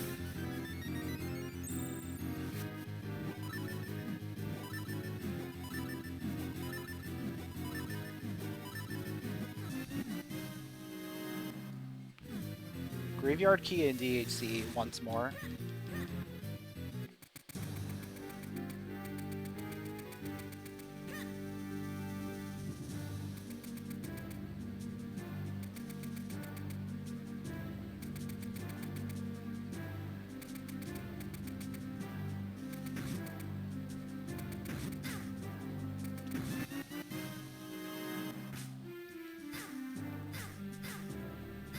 Oh, just get out of the way.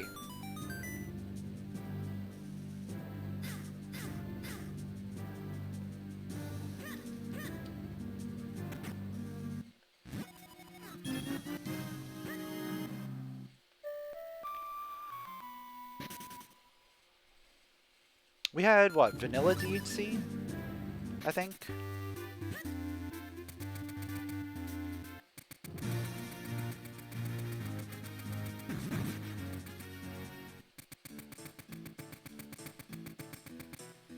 Yeah.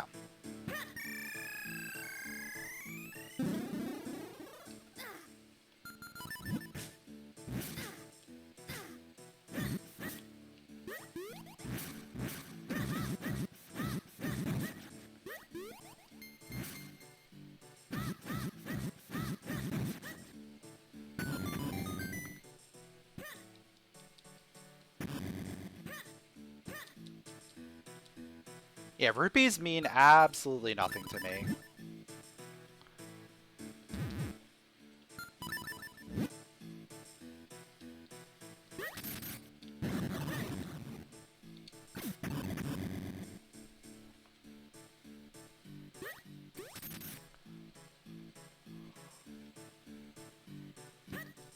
See, I could do all 4 towers here.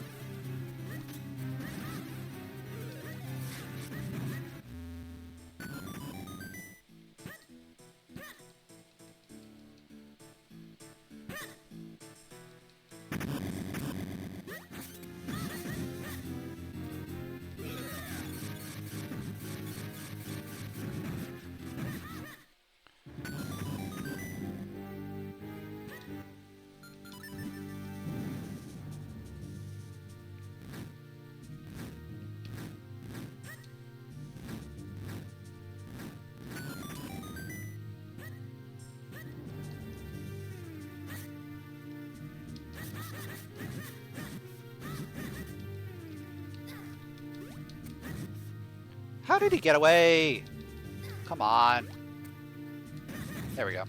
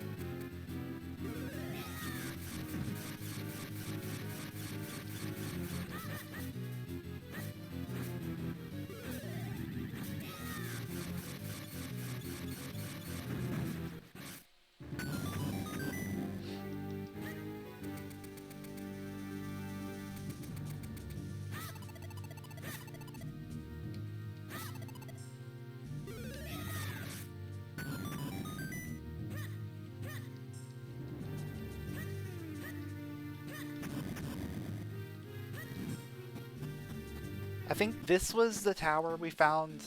Oh no, we found the graveyard key on the throne room last time.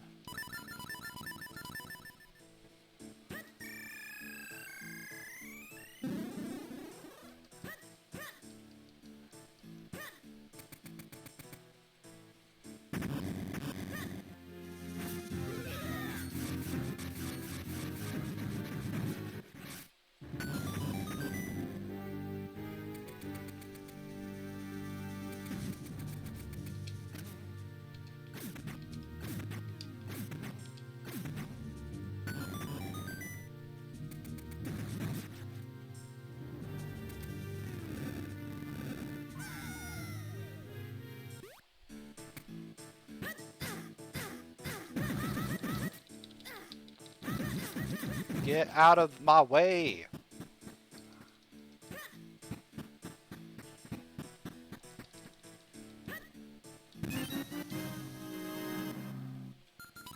Well, there's the small keys. Can't do anything with them because I don't have Force Sword.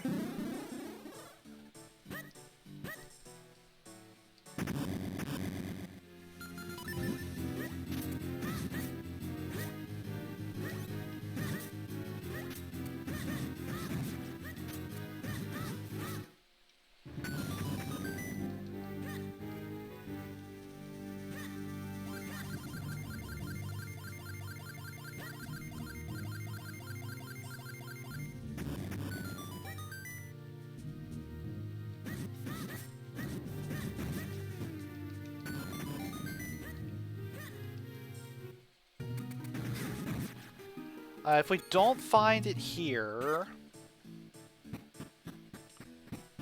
See, we've got Fountain Doctor left. Yeah, Fountain Doctor left seems like a good combo. Or... Blue Sword, Veil Falls.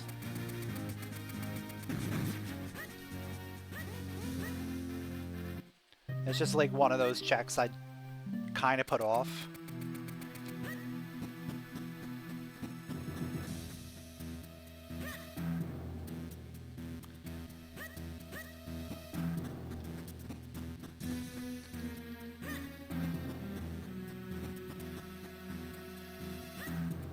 And then we also have our lower Crenal. And Fountain Doctor left. Yeah, since we're gonna start in town, I might as well do the Fountain into Doctor left first.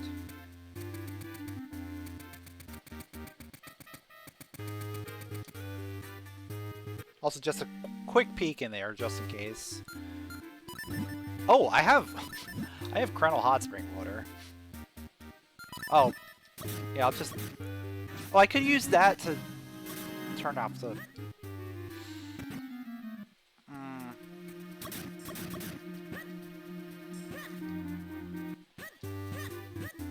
Yeah, I realized I could have used the hot spring water to get rid of the fire. Because it's water.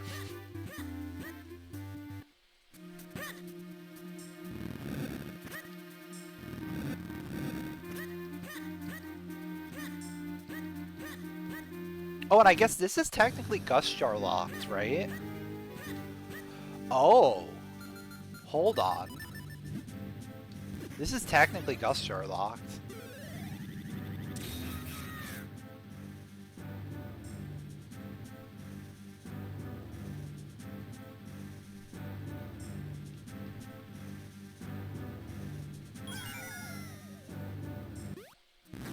Okay, never mind.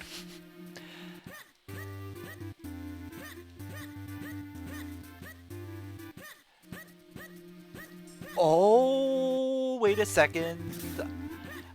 My brain is, like, thinking right now. We go to the Crenal.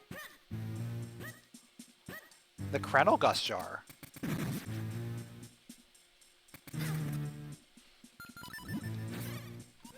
I mean, obviously, like, we're going there after this anyway. We basically just full cleared everything.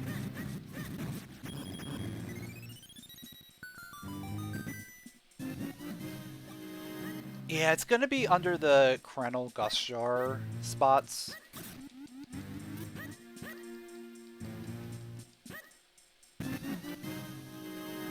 Most likely.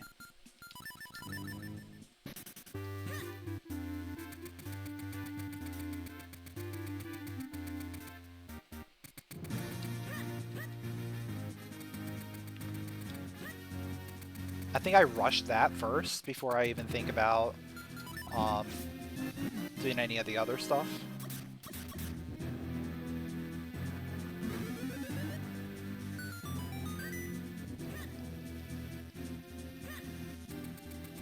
Or no, I go into the big cave. I do the big cave. I mean, I don't have that much left, so I might as well just do everything here. Except for the one at the start. The one at the start is kind of slow.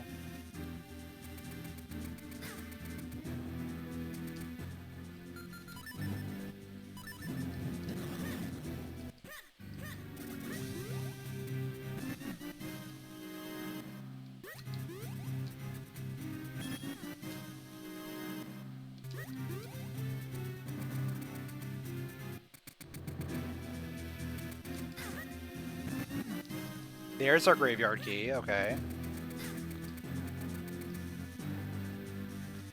Now let's just figure out if this is... if our Force Sword is either in graveyard or if it's Gust Jar locked.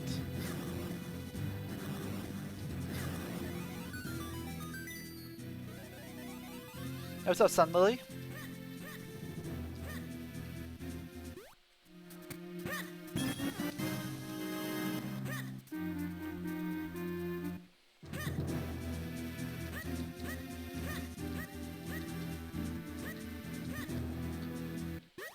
You found me watching Oracle of Seasons playthroughs on YouTube. Very nice, very nice. You know what? Probably faster to just go this way.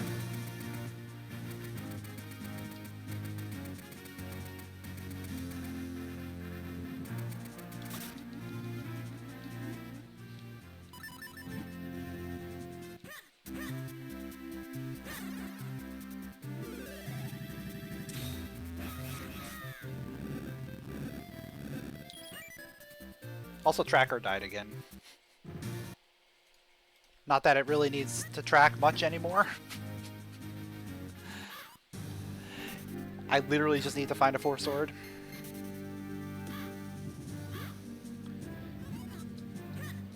You learned a lot from me. I'm glad I could be of assistance.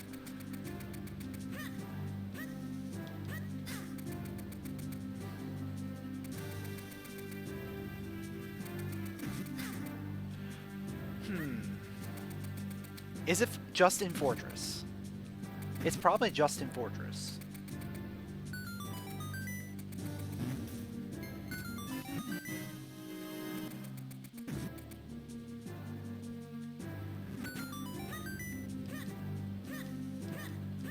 Or it's just flying around out here somewhere.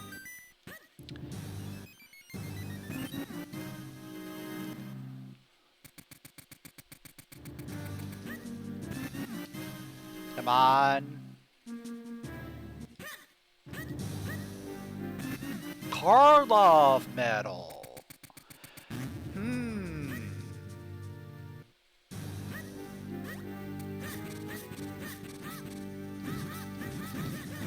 Here's like a bit of a thing that I'm gonna do.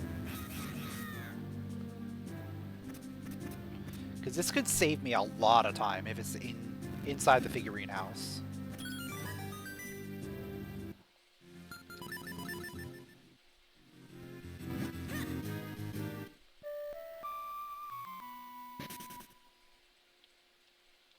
Because if it's inside the figurine house, I can just pick it up later.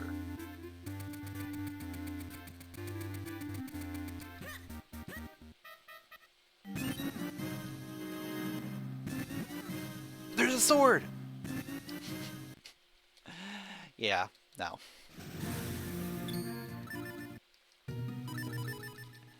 Of course it's not there.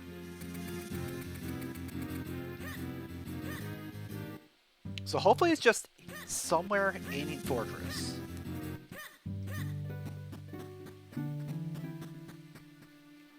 We need to find the boss key anyway, so this is not a waste of time.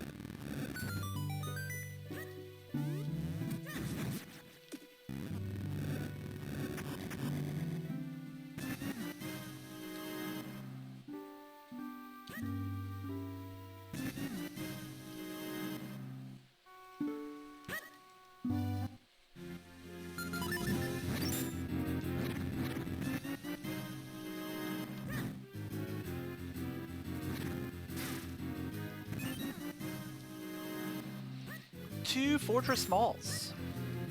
Starting off pretty strong.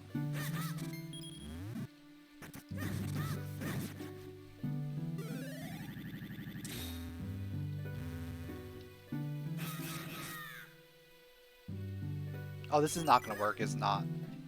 Yeah, it's not going to work like that, because I need the real me, I think.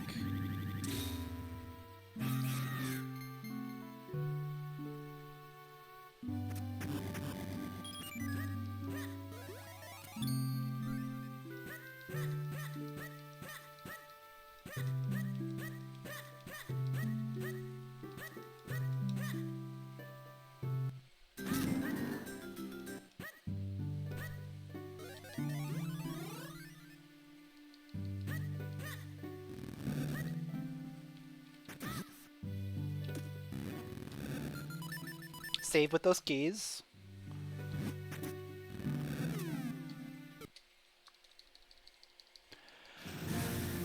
And time to check the other side.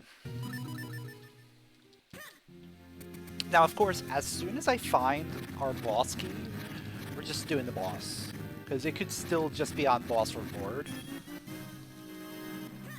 And that would save me a ton of time.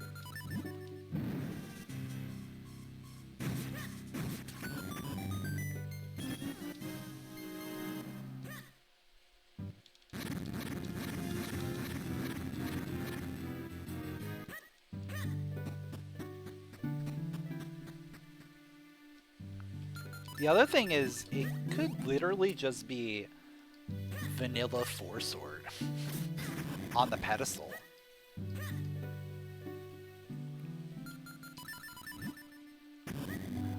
I don't think we've had a pedestal seed in a very long time.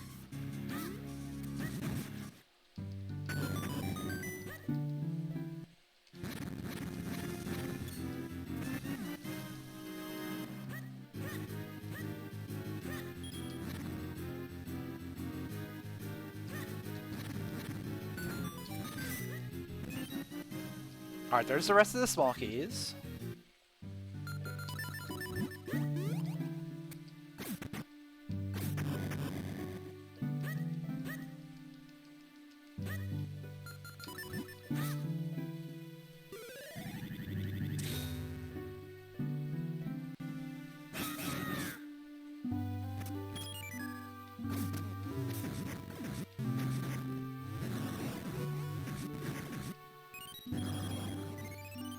I feel like the last ped seed was where Ocarina was on pedestal, you needed to get into Cave of Flames. Yeah, I think it's been a while.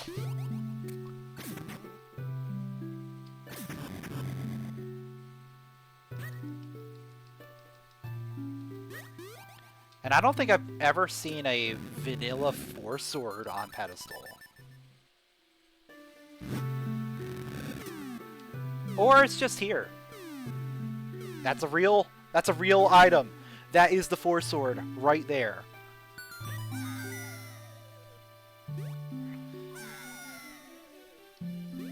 If it was fake, it would change every floor. Alright, so it's not a pedestal seed. But we are still missing the boss key.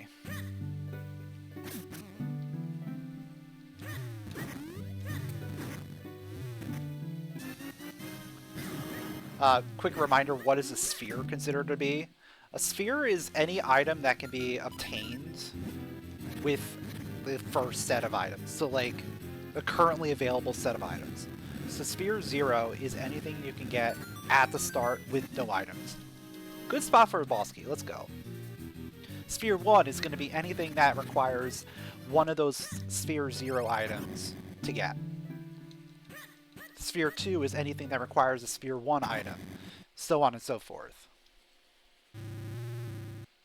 So like as you play through the game, you're going to get more and more spheres available to you.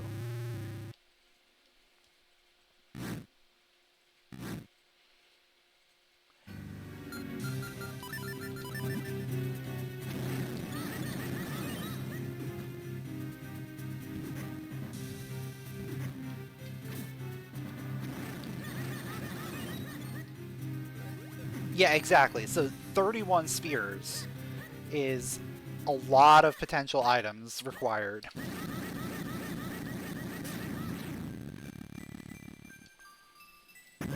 To get that final item.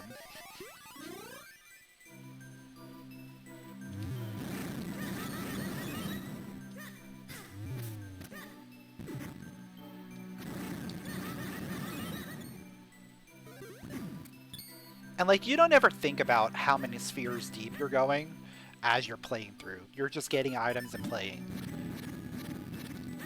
It's only when you go back and look at the spoiler log and you just take a look at the actual chain of events is where you start seeing the spheres.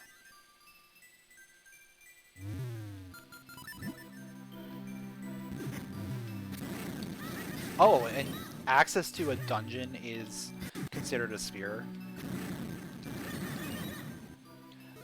That I was not aware of, because I usually don't really even look at the spoiler log too much.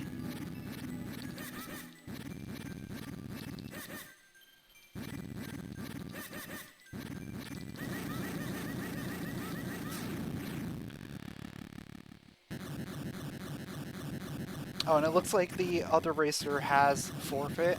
Not sure what's going on there.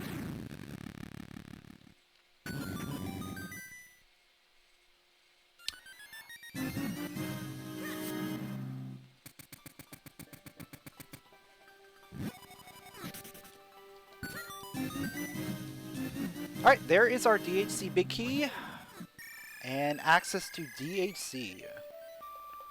Let's go fight Vadi and finish the scene.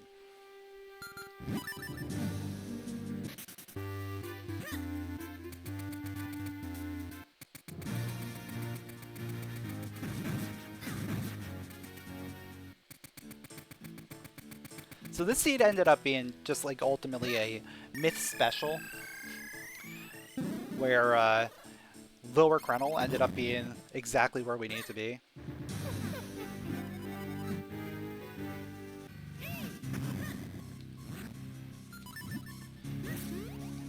Yo, what's up, Wind? Can you ask a question about an item? Sure. Yeah, go ahead.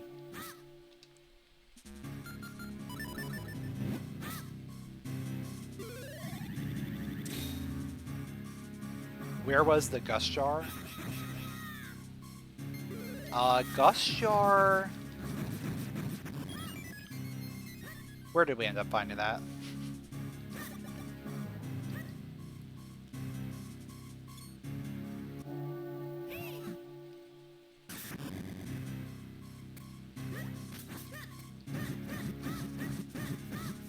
Oh yeah, it was cane locked.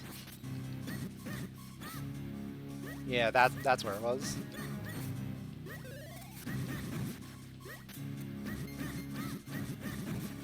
Kane was one of the tektites on Crenal.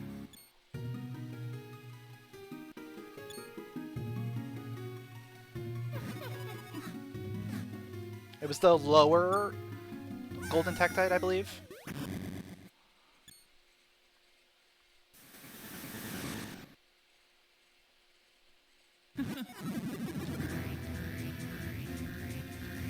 And yeah, Gust Jar was lower Vale Falls digging. There, that's where it was.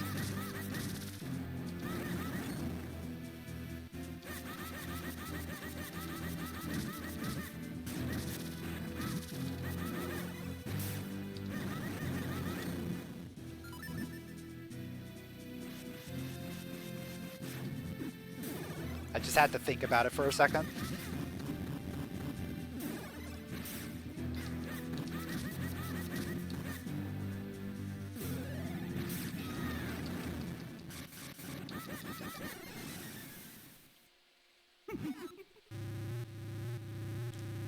Also, you're the one that rolled the seed. But good to know you rolled the myth seed.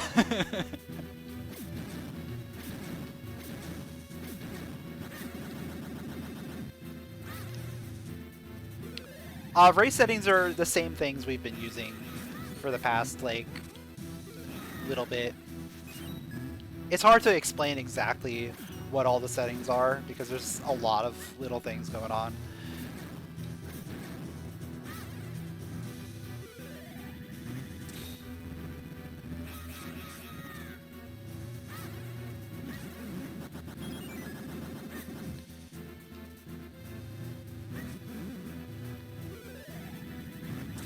Vadi's being a jerk.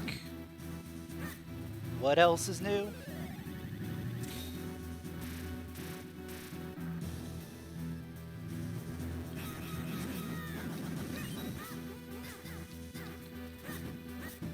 Thanks for being a jerk, Vadi. Like, seriously.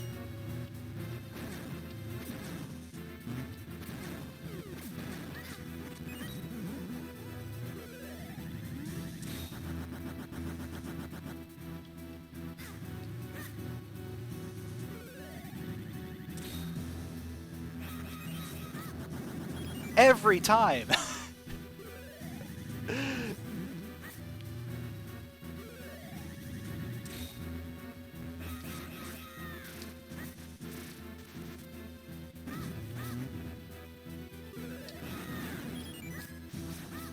Alright. Let's just go. Come on.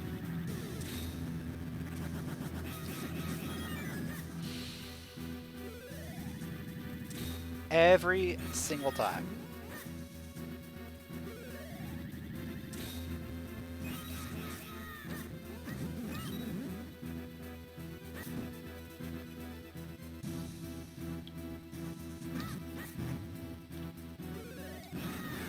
Alright, there we go. We made it through Vadi 2. Vadi 2 did not troll one bit. It was a perfect fight. Could not have gone better.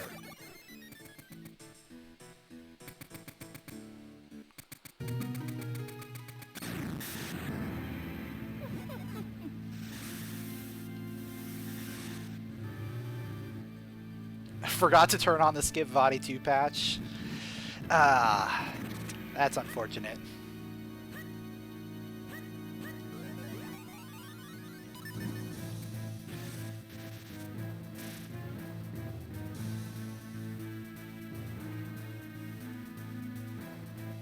I think instead you turn on the Vadi 2 troll patch. Or the Vadi in general troll patch. Hello?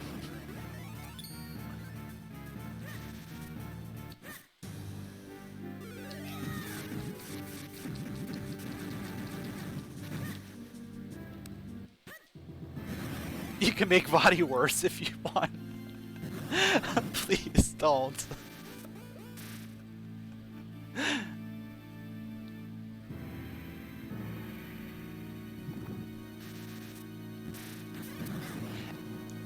What is this sniper doing? Just like every time. He's out here sniping me.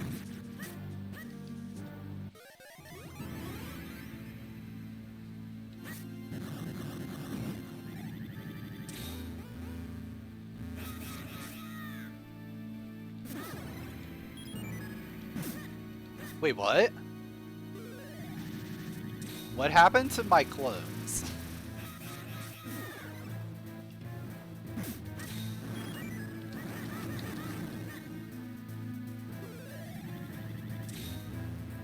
Change the threshold so that it's like a forced 9 cycle? Oh, that would be fun. In a very torturous kind of way.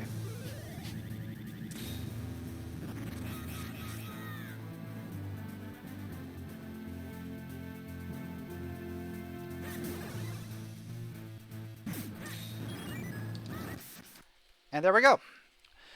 We take first with a 217.06.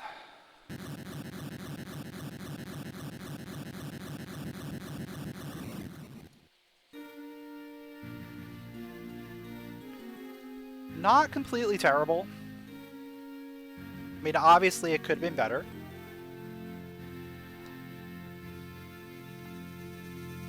I think if we just cleared out lower Crenal when we got Kane, instead of just going straight to Palace, we would have been in a much better situation.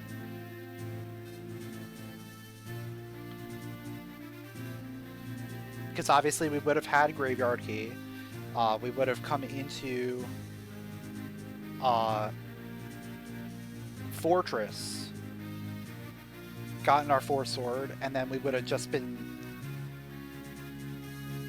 in go mode at that point. Or no, we still would have needed Gustjar. So we would have full cleared Fortress instead of full cleared Palace.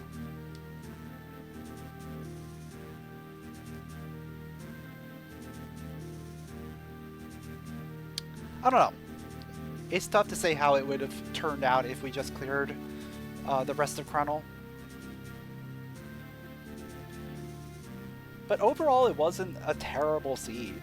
Like, it was still pretty fun.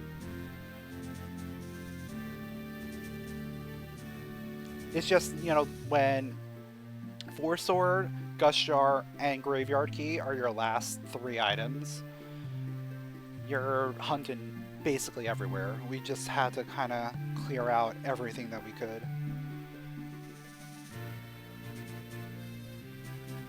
It's a bit unfortunate, but that's how it goes sometimes.